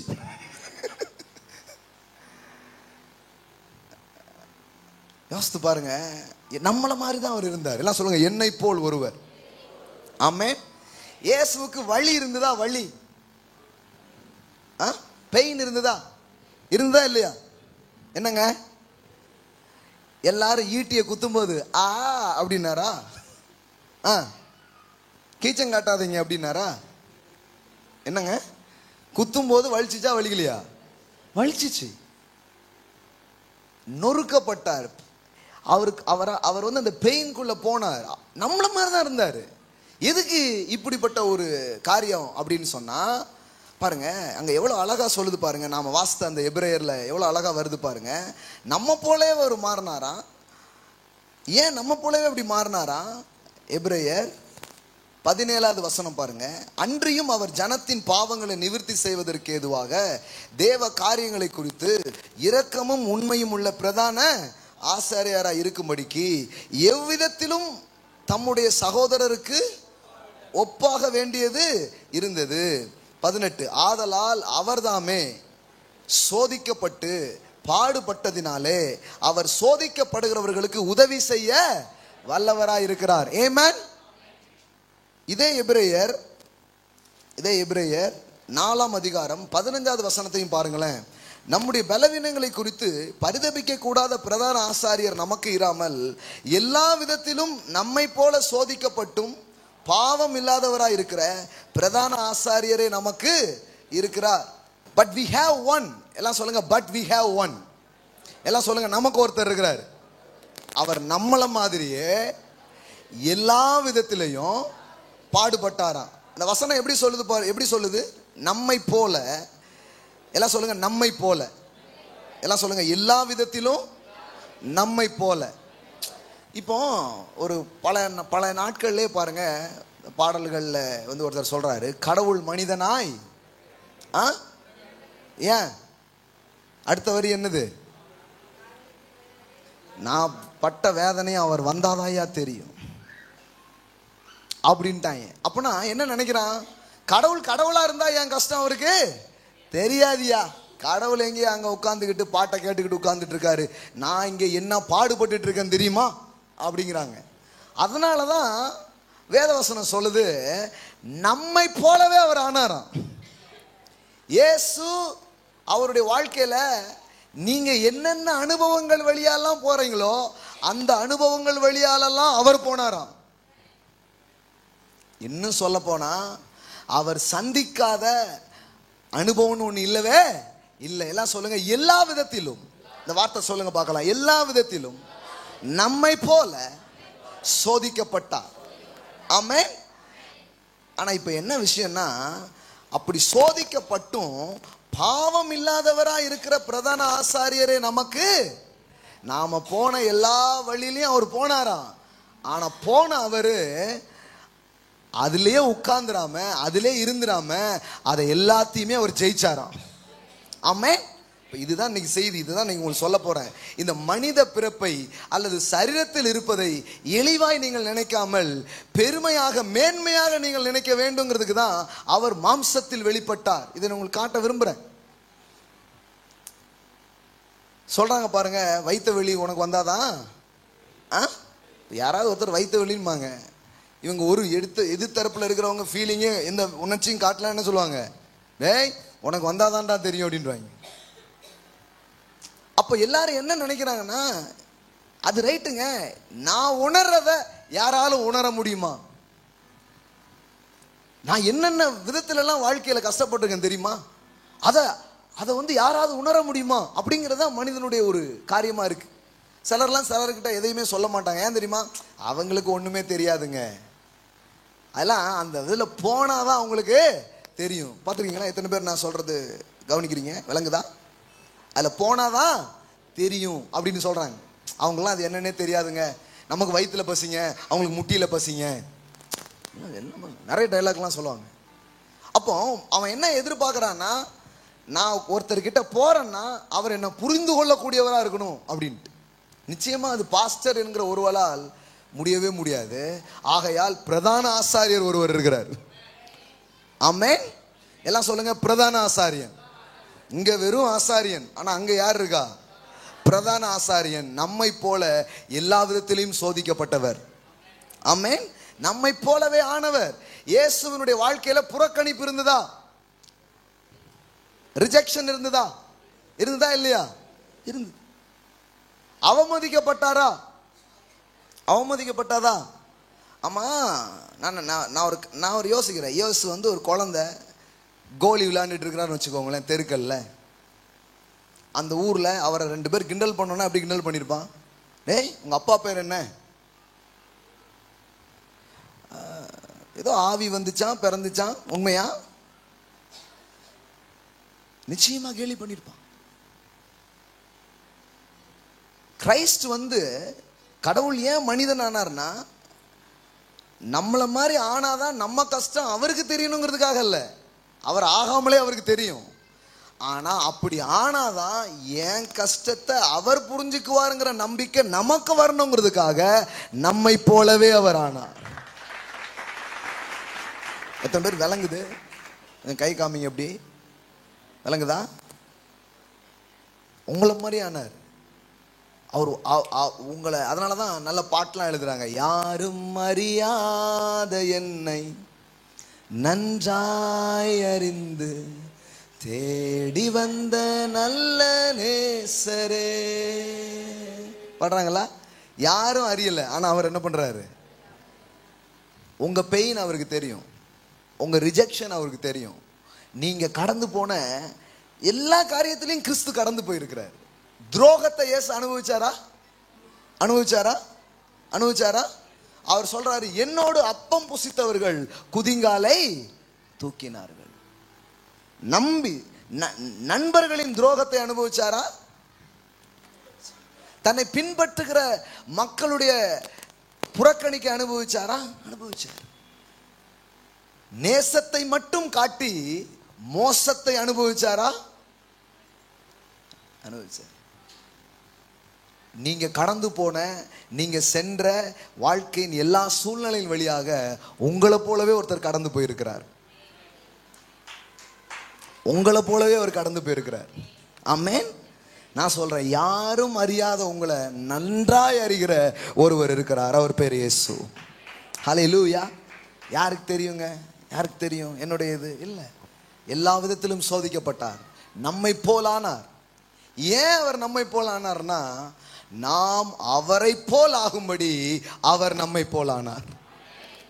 இது அடுத்தது வர்றேன். நான் முதல்ல இதை சொல்லி முடிச்சிடுறேன். 2 லைன்ல என்னுடைய செய்தியை உங்களுக்கு சொல்ல விரும்புகிறேன். முதல்ல, இந்த மனித பிறப்பை அல்லது சரீரத்தில் இருக்கிறத ரொம்ப அற்பமா நினைச்சதுக்கு என்ன காரணம் தெரியுமா? ஒரு காரணம். ஒரு மனிதன், முதல் மனிதன் ஆதாம் என்கிற ஒருவன் சரீரத்தில் வந்து அவன் தோற்று போனதின் விளைவாக இப்ப எல்லாருக்குமே என்ன வந்துடுச்சு? இந்த சரீரத்தில் இருக்கிறது ஒன்றும் அவ்வளவு நல்லது இல்லை. இந்த சரீரத்தில் இருக்கும்போது தோல்வி, பாவம், வியாதி. பாருங்களேன், சில சொல்றாங்க பாவத்துக்கு காரணமே எது பிரதர்? இந்த சரீரம் அப்படிங்கிறாங்க. நான் சொல்றேன், பாவத்தின் ஒட்டு உருவமா இருக்கிற சாத்தானுக்கு சரீரமே கிடையாது. ஹலோ, இந்த சரீரம் தான் எதுக்கு காரணங்கிறாங்க. ஆனா சாத்தானுக்கு என்ன இல்லை? ஆனா அவன் தான் யாரா இருக்கிறான்? ஃபேக்டரி அவன் தான் வச்சிருக்கான். நமக்கு ஏன் இந்த சரீரத்தில் இருக்கிறது அவ்வளவு நல்ல உணர்வாக இல்லை? நான் தான் சொல்லிட்டேன், மதங்கள் கூட என்ன சொல்லுதுன்னா, இந்த சரீரத்தில் நீ வராம இருந்துட்டேன்னா முக்தி அடைஞ்சிட்டேன்னு அர்த்தம். ஆனா மீண்டும் சரீரத்தில் வந்துட்டீங்கன்னா நீ எதை அடையல? முக்தியை அடையவில்லை என்று அர்த்தம். அப்படிங்கிற மாதிரி என்ன பண்ணிருக்கிறாங்க, சொல்லி வச்சிருக்கிறாங்க. நான் சொல்றேன், இந்த சிந்தனையும் இந்த எண்ணமும் மனிதனுக்கு வர எது காரணமா இருந்ததுன்னா, சரீரத்தில் வந்த ஒரு மனிதன் தோற்று போனது. ரோமர்கள் எழுதின நிருபம் 5ஆம் அதிகாரம். ரோமர்கள் எழுதின நிருபம் 5ஆம் அதிகாரம். போகும்போது ஒரு பெரிய தெளிவோடு நீங்க போவீங்க பாருங்க. ரோமர்கள் நிருபம் 5ஆம் அதிகாரம் 12வது வசனம் பாருங்க. இப்படியாக ஒரே மனுஷனாலே பாவமும் பாவத்தினாலே மரணமும் உலகத்திலே பிரவேசித்தது போலவும் எல்லா மனுஷரும் பாவம் செய்தபடினால் மரணம் எல்லாருக்கும் வந்தது போலவும். சரி, இப்ப 15வது வசனம் பாருங்க. ஆனாலும் மீறுதலின் பலன் கிருபை வரத்தின் பலனுக்கு ஒப்பானதல்ல. எப்படி எனில், ஒருவருடைய மீறுதலினாலே அநேகர் மரித்திருக்க தேவனுடைய கிருபையும் இயேசு கிறிஸ்து என்னும் ஒரே மனுஷனுடைய கிருபையினாலே வரும் ஈவும் அநேகர் மேல் அதிகமாய் பெருகுகிறது. எல்லாம் சொல்லுங்க, ஒரே மனுஷர். இங்க ஜீசஸ் கிரைஸ்ட் எப்படி சொல்லியிருக்குது? Man Jesus. எல்லாம் சொல்லுங்க, ஒன் மேன். இந்த ரோமர் புத்தகத்துக்கு 5ஆம் அதிகாரத்துக்கு நீங்க பேர் வைக்கணும்னா ஒன் மேன். ஏன்னா ஒரு வார்த்தை திரும்ப திரும்ப வருது இந்த ரோமர் 5ஆவது அதிகாரத்தில். அது என்ன? ஒரு மனிதன். ஒரு மனிதன்னா யாரு? 2 மனுஷனை பத்தி அங்க வருது. ஒரு மனிதன் யாரு? ஆதாம். இன்னொரு மனிதன் யாரு? இயேசு. இந்த ஆதாம் என்கிற இந்த மனிதன் மூலமாக இந்த உலகத்துக்குள்ள பாவமும் சாபமும் நோயும் மரணமும் தரித்திரமும் என்ன பண்ணுச்சு, வந்துடுச்சு. இப்ப எல்லாருமே எந்த சாயலை தான் பார்த்திருக்காங்க? இந்த ஆதாமின் சாயலை அல்லது விழுந்து போன சாயலை தான் எல்லாரும் பார்த்திருக்காங்க. அதனாலதான் மனுஷ ஜென்மம்னால என்னது, என்னையா ஜென்மம் இது, நல்லாவே இல்லை, மனுஷனாலே நல்லா இல்லை. திடீர்னு பார்த்தா சிலவங்கெல்லாம் கொஞ்சம் நல்ல நல்ல தன்மைகள்லாம் வெளிப்படுத்துறாங்க. அதனால சிலர் குழப்பமாயிடுச்சு, கடவுள் பாதி மிருகம் பாதி அப்படின்ட்டாங்க. என்னன்னே தெரியல, ரெண்டுமே எப்படி இருக்குது, மிக்ஸா இருக்கு. கடவுள் மாதிரி தெரியுது, திடீர்னு எப்படி இருக்குது, குரங்கு மாதிரி தெரியுது, மிருகம் மாதிரி தெரியுது, என்னையா இருக்குது இவனுக்குள்ள அப்படின்னு ஒரு கன்ஃபியூஷன்ல இருக்கிறாங்க. பாருங்களேன், இந்த மனித சரீரத்தில் இருப்பதை குறித்து அல்லது இந்த மாம்சத்தை குறித்து மனிதன் நம்பிக்கை இல்லாத நிலையில் இருக்கிறான். பாருங்க, நாஸ்டிக்ஸ் அப்படின்னு ஒரு குரூப் இருக்கிறாங்க. அவங்க இந்த மாம்சம்னாலே தப்புன்னு பேசுகிறவங்க. சரீரம்னால என்னது தப்பு, சரீரம் ஒன்றுக்கும் உதவாது அப்படிங்கிற வசனத்தெல்லாம் அவங்க எடுப்பாங்க. ஆனா அது எதை பத்தி சொல்லுதுங்கிறத கரெக்டா என்ன பண்ண மாட்டாங்க, சொல்ல மாட்டாங்க. இப்போ இப்படி சரீரம்னாலே மோசம், மனித பிறப்புனாலே மோசம்னு சொல்லிட்டு இருக்கும் போது பைபிள் என்ன நற்செய்தியை கொண்டு வருதுன்னா, கடவுள் இந்த மோசம்னு சொல்ற சரீரத்தில் அவர் வந்திருக்கிறாரு. அப்பனாலே நற்செய்தி ஆரம்பிச்சிருச்சுங்க. ஏன்னா எல்லாரும் மோசம்னு சொல்ற இதுல அவர் வர்றாருன்னா அந்த மோசம் நல்லாக போகுதுன்னு அர்த்தம். அதனாலதான் பிலிப்பியர் 2ஆம் அதிகாரம் 6வது வசனத்துல இப்படி படிக்கிறோம். பிலிப்பியர் 2:6 வேதவசனம் வச்சிருக்கீங்களா? திருப்புங்க பார்க்கலாம். பிலிப்பியர் 2:6 அங்க பாருங்க எப்படி வருது பாருங்க.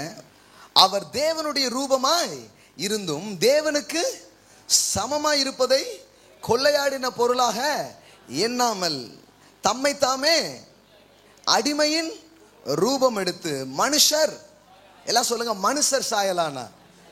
என்ன ரூபம் எடுத்தாரா? அடிமையின் ரூபம் எடுத்தாரா. அவர் மனுஷ ரூபமாய் காணப்பட்டு ஃபுல்லி மேன் அப்படின்னு வருது. NIV-ல அவர் எப்படி இருந்தாராம்? Fully man.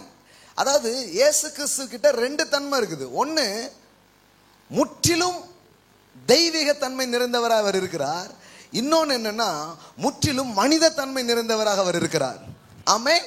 அதனாலதான் 4 சுவிசேஷத்துல 2 சுவிசேஷத்தில் அவருடைய வம்ச வரலாறின் பட்டியலை நம்ம என்ன பண்றோம், படிக்கிறோம். எதுலெல்லாம் படிக்கிறோம்? மத்தேயுல, லூக்கால. மத்தேயுல ராஜாவாக, லூக்கால மனிதனாக சொல்லப்படுகிற 2 பேருக்கும் வரலாறு. ஆனா யோவான் சுவிசேஷம் போனீங்கன்னா வம்ச வரலாறு பட்டியலே இருக்காது. அங்க என்ன போட்டிருக்குது? ஆதியிலே அவர் தேவனோடு இருந்தார், அந்த வார்த்தை மாம்சமாகி கிருபையினாலும் சத்தியத்தினாலும் நிறைந்தவராய் நம் மத்தியிலே வாசம் பண்ணினார். ஆமென். இயேசு யாரு? 2000 வருஷத்துக்குள்ள உள்ள வந்த ஒரு ஆள் இல்ல, ஆதியிலே இருந்தவர். அதனாலதான் ஜான் காஸ்பல் படிக்கும் போது அவருடைய டிவைனிட்டி, அவருடைய தெய்வீகத்தை அது சொல்லுகிறது. The picture of eagle. அதுக்கு கழுகு படம் இருக்கிறது. ஒவ்வொரு காஸ்பலுக்கும் ஒரு பிக்சர் இருக்குதுங்க, சொல்லியிருக்கிறார் நிறைய முறை. மத்தேயுக்கு என்னது? சிங்கம். எல்லாம் சொல்லுங்க, சிங்கம். மார்க்குக்கு என்னது? எருது. லூக்காக்கு என்னது? மனிதன், பெர்ஃபெக்ட் மேன். லூக்கா வந்து ஒரு டாக்டர் பாருங்க, அவர் இயேசு வந்து ஒரு பெர்ஃபெக்ட் மேன்ங்கிறத சொல்றார். ஆனா ஜான் என்ன சொல்றாருன்னா, he is not just man, he is a son of God. அவர் தேவனுடைய குமாரனாக இருக்கிறார். அவர் வெறும் மனித குமாரன் மட்டுமல்ல, அவர் யாரு? அதனாலதான் ஜான் காஸ்பல்ல படிக்கும் போது நீங்க வேற மாதிரி படிப்பீங்க. ஏன்னா ஜான் காஸ்பல்ல என்ன வரும்? நான் ஆபிரகாமுக்கு முன்னாடியே இருந்தேன். இவனுக்கு மண்டே பிக்கிற மாதிரி இருக்கும். ஆபிரகாமுக்கு முன்னாடி இருந்தாரா? உங்களுக்கு வயசே விழுந்தானே ஆகுதுங்களாம். அப்ப அவனுக்கு விளங்கல, இவனுக்கு என்ன பண்ணவே இல்லை, புரியவே இல்லை. பிதாவே, உலக தோற்றத்துக்கு முன்னாடி உங்களுக்கு எனக்கும் உண்டாயிருந்ததும் பாரு யோவான் 17. என்னது உலக தோற்றத்துக்கு முன்னாடியா? அப்போ எதுவுமே தோன்றதுக்கு முன்னாடி, எதுவுமே இருக்கிறதுக்கு முன்னாடி ஆதியிலே வார்த்தை, அந்த வார்த்தை தான் மாம்சமாகி இந்த பூமியிலே வந்தார். ஆமென். இப்ப நமக்கெல்லாம் மிகப்பெரிய நம்பிக்கை இருக்குதுங்க. இதை விளங்கிக்கிட்டீங்கன்னா, வார்த்தையே மாம்சம் ஆயிருக்குதுன்னா இந்த மாம்சத்தில் இருக்கிற உங்கள் ஒவ்வொருவருக்கும் ஒரு நம்பிக்கை இருக்கிறது. ஏன் தெரியுமா? சிருஷ்டிகருக்கு என்ன நடக்கிறதோ அது சிருஷ்டிக்கும் நடக்கிறது. இது உங்களுக்கு விளங்குதான்னு தெரியல. ஏன்னா எல்லாமே அவருக்குள் கூட்டப்பட்டு அவருக்குள் இணைக்கப்பட்டு இருக்குது. அந்த வார்த்தை உண்டாக்கின வார்த்தை மட்டும் இல்ல, சகலத்தையும் தாங்கி கொண்டிருக்கிற வார்த்தை. எபிரேயர் 1 நாம் படிக்கிறோம், வார்த்தை இந்த உலகத்தை உருவாக்குனது மட்டும் இல்ல, அந்த வார்த்தை எல்லாத்தையும் என்ன பண்ணிட்டு இருக்குதான், தாங்கி கொண்டிருக்கிற வார்த்தை. எல்லாம் சொல்லுங்க, தாங்கி கொண்டிருக்கிற வார்த்தை. எல்லாத்தையும் தாங்கிட்டு இருக்குதா அந்த வார்த்தை. அப்படி தாங்கிட்டு இருக்கிற அந்த வார்த்தை மாம்சமாகுது. ஏன்? இந்த மாம்சம் கெட்டு போய் மாம்சத்துக்குள்ள அழிவுக்குள்ள போய் மனுஷன் இருக்கிறான். இப்போ அவரு மாம்சமா மாறுறாருன்னா அழிவுக்குள் இருக்கிற இது அழியாமைக்குள்ளே அது வரும். ஏன்னா இவர் என்னவா மாறுறாரோ அதுவா எல்லா கிரியேஷனும் மாற ஆரம்பிக்கும். இதாங்க காரியம், இதான் காரியம். ஆழமா வேணுங்கிறவங்களுக்கு ஆழமா, லைட்டா வேணுங்கிறவங்களுக்கு லைட்டா, எல்லாரும் எப்படி வேணாலும் என்ன பண்ணலாம், எடுத்துட்டு போகலாம். அப்போ யோவான்ல பாத்தீங்கன்னா அவர் ஆதியிலே இருந்தாருன்னு இருக்குது. 2000 வருஷம் தான் ஆச்சு இயேசு வந்துமாங்க. கடவுளுடைய மகன்க அவர் பூமிக்கு வந்து 2000 வருஷம் ஆச்சு. அவர் தான் சகலத்தையும் சிருஷ்டித்தவர், சகலத்தையும் உண்டாக்கினவர். நீதிமொழிகள் 8 சொல்றாரு, பிதாவுக்கு நான் செல்ல பிள்ளையா இருந்தேங்கிறாரு. ஆமென். அப்ப பாருங்க, எல்லாத்தையும் உண்டாக்கின அந்த வார்த்தை இப்ப எப்படி வந்திருக்குது, மாம்சமாய் வந்தது. மோசம்னு சொல்ற, தோல்வின்னு சொல்ற, அவமானம்னு சொல்லுகிற இந்த மாம்சத்துல எப்படி அவர் வந்தாரு? அதுதான் நமக்கு நம்பிக்கையே, அதுதான் நமக்கு நம்பிக்கையே. இப்ப கவனிங்க, நம்ம எதை பார்த்து பார்த்து வளர்ந்துட்டோம்? இந்த தோல்த்து போன ஆதாமின் சாயலை பார்த்து என்ன பண்ணிட்டோம், வளர்ந்துட்டோம். சிம்பிளா சொல்றேனே, வழக்கமா நாம எதை அதிகமா பார்க்கிறோமோ அதை தான் நம்ப ஆரம்பிப்போம். இப்போ ஒரு சண்டை போடுகிற குடும்பத்தையே நம்ம நிறைய பார்த்துட்டோம்னு வைங்களேன், நமக்கு என்ன வரும் மனசுல? குடும்ப வாழ்க்கைனாலே என்னதுதான், சண்டை இல்லைன்னா எப்படி அப்படிங்கிற மாதிரி ஆயிடும். தோற்று போன மனிதர்களே நீங்க பார்த்து பார்த்து வளர்ந்தீங்கன்னா உங்க மனசுல என்ன ஆயிடும்? மனிதன்னா யாரு? தோற்று போகக்கூடியவன். இதுதான் உங்க மனதுக்குள்ள என்ன பண்ண ஆரம்பிக்கும், வர ஆரம்பிக்கும். இப்ப மனு வர்க்கத்துக்குள்ள இருக்கிற பிரச்சனை என்ன? ஒவ்வொருத்தருக்குள்ள இருக்கிற பிரச்சனை என்ன? விழுந்து போன, பாழா போன, ஏமாத்துகிற, நஷ்டப்படுத்துகிற இப்படிப்பட்ட தவறான மனித சாயலையே அவன் பார்த்ததுனால மனுஷனாலே சிலருக்கு வெறுப்பா இருக்கு. சொல்றாங்க பாருங்க, மனுஷனாலே எப்படி இருக்குது, கடுப்பா இருக்குதுங்க. கடுப்பேத்துறார் மை லார்ட் அப்படிங்கிற மாதிரி ஆயிட்டாங்க. ஆனா இப்படி எல்லாரும் கடுப்பேறி போயிருக்கிற அந்த சாயலிலே அவர் வர்றார். விளங்குதான் தெரியல. ஏன் தெரியுமா? இனிமே அந்த சாயலை பார்த்தா உனக்கு கடுப்பு வராது. அந்த சாயலை பார்க்கும்போது உனக்கு நம்பிக்கை வரும். அந்த நம்பிக்கையை ஏற்படுத்ததான் கடவுள் மாம்சத்திலே வெளிப்பட்டார். அவர் மனுஷன் அந்த பூமிக்கு இறங்கி வந்தார். ஆமென். இப்ப இன்னொரு மனுஷனை கொண்டு வந்து நிப்பாட்டுறாரு. இவருக்கும் சரீரம் இருக்குது, கண் இருக்குது, எல்லாமே இருக்குது, ஆதாம போலவே. அதனாலதான் இவருக்கு பேர் என்ன? இவனை பார்த்து நம்பிக்கை இழந்த மனுவர்க்கும் இப்ப இவரை பார்த்து நெஞ்சு அப்படியே நிமிருது. அப்பா நம்மள மாதிரியா இருக்கிறாரு, ஆனா இவர் தோற்கவில்லை, இவர் ஜெயிக்கிறார்.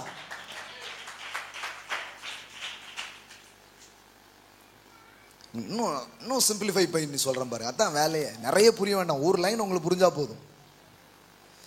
கோலியாத்தை பார்த்து 1 சாமுவேல் 17 எடுத்துக்கோங்க. கோலியாத்தை பார்த்து எல்லா இஸ்ரவேலும் பயந்துட்டு இருக்கிறாங்க. ஆனா அங்க ஒரே ஒரு சாயல், யாரு? தாவீது. அவன் மட்டும் என்ன பண்றான்னா, கடவுளுடைய பலத்துல துணிவோடு அவன் என்ன பண்றான், எதிர்கொள்ளுகிறான். இப்ப கவனிங்களா, இது ஒரு நல்ல எக்ஸாம்பிள். நம்ம இதுவரை பார்க்காத ஒரு மேட்டரை இப்ப பார்க்க போறோம். 1 சாமுவேல் எடுத்தீங்களா?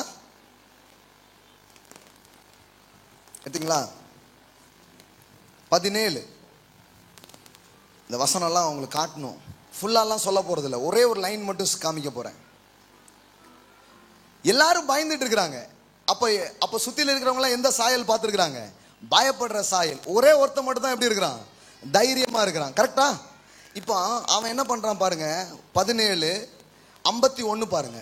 ஆகையால் தாவீது பெலிஸ்தன் அண்டையில் ஓடி அவன் மேல் நின்று, எல்லாம் சொல்லுங்க, அவன் மேல் நின்று அவன் பட்டயத்தை எடுத்து அதை அதன் உரையிலிருந்து உருவி அவனை என்ன பண்ணான்?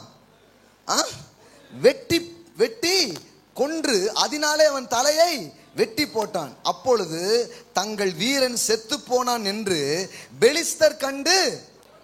இப்ப பாருங்களேன், ரெண்டு கூட்டம். முதல்ல கோலியாத்தை பார்த்து தைரியமா வந்த ஒரு கூட்டம் யாரு? அவன் பின்னாடி இருந்த பெலிஸ்தர்கள். நல்லா கவனிச்சுட்டே வாங்க. ஏன்னா இந்த இந்த பெலிஸ்தர்களின் தைரியம் யாரா இருந்தது? கோலியாத்தா இருந்தது. ஆனா தாவீதுக்கு பின்னாடி தைரியமான கூட்டம் யாருமே கிடையாது. தைரியமான ஆள் யாரு தான்? ஒண்ணுதான். இயேசு இந்த பூமிக்கு வரும்போது எல்லோரும் கோழைகளா பயந்தாங்களே இருந்தாரு. ஒரே ஒரு சாயல் தான் தைரியமா இருந்தது, அது தாவீதின் குமாரன்.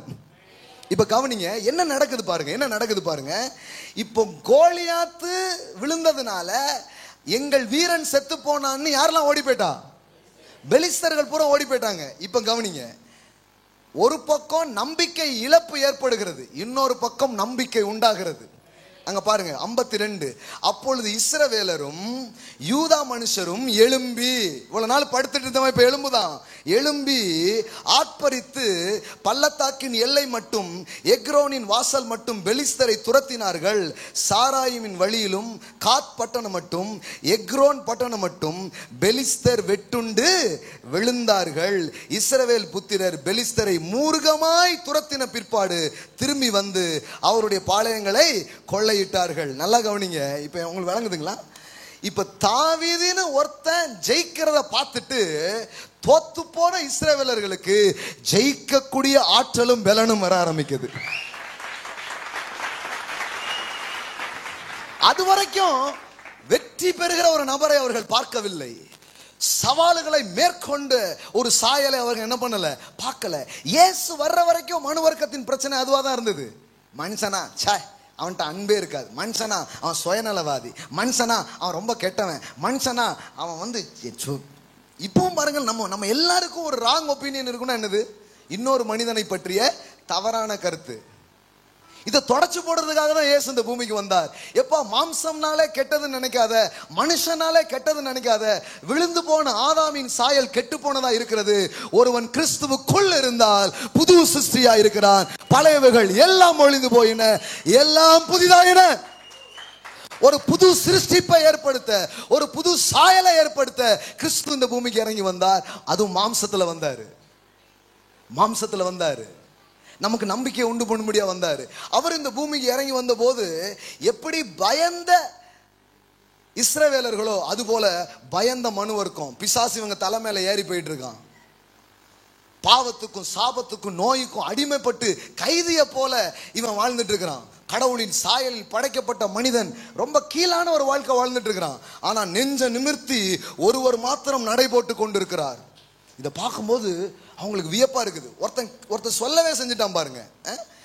ஒருத்தர் சொல்லவே செஞ்சுட்டான். வாசிங்க மார்க் சுவிசேஷம் 4ஆம் அதிகாரம் 41வது வசனம். யாராவது எடுத்து கடாரம் வாசிங்க பார்க்கலாம். மார்க் சுவிசேஷம். அவர்கள் மிகவும் பயந்து, இவர் யாரோ? பாருங்க இந்த கேள்வி எப்படி வருது. காற்று கடல் புயல் இதெல்லாம் பார்த்தா பயந்து தான் பழக்கம். ஆனா ஒருத்தர் எழும்பி நின்று இறையாது அமைதலாயிரு அப்படிங்கிறாரு, எல்லாம் சைலண்ட் ஆகுது. இவன் இப்படி பார்க்கான். இவர் மாம்சத்துல தான் இருக்கிறாரு, ஆனால் இவர் யாரோ? எந்த மாதிரி ஆளியா இவரு? எங்கிருந்து வந்தாரியா இவரு? இவர் வேறு விதமா இருக்கிறாரு. இப்பதான் முதல்ல வெற்றி பெறுகிற ஒரு சாயலை பார்க்கிறான், ஆளுகிற ஒரு சாயலை பார்க்கிறான். அங்குதான் மனிதனுக்கு நம்பிக்கை உண்டாக ஆரம்பிக்கிறது. எல்லாம் சொல்லுங்க, நம்மை போல் ஆனார், அவரை போல் நாம் ஆகும்படி.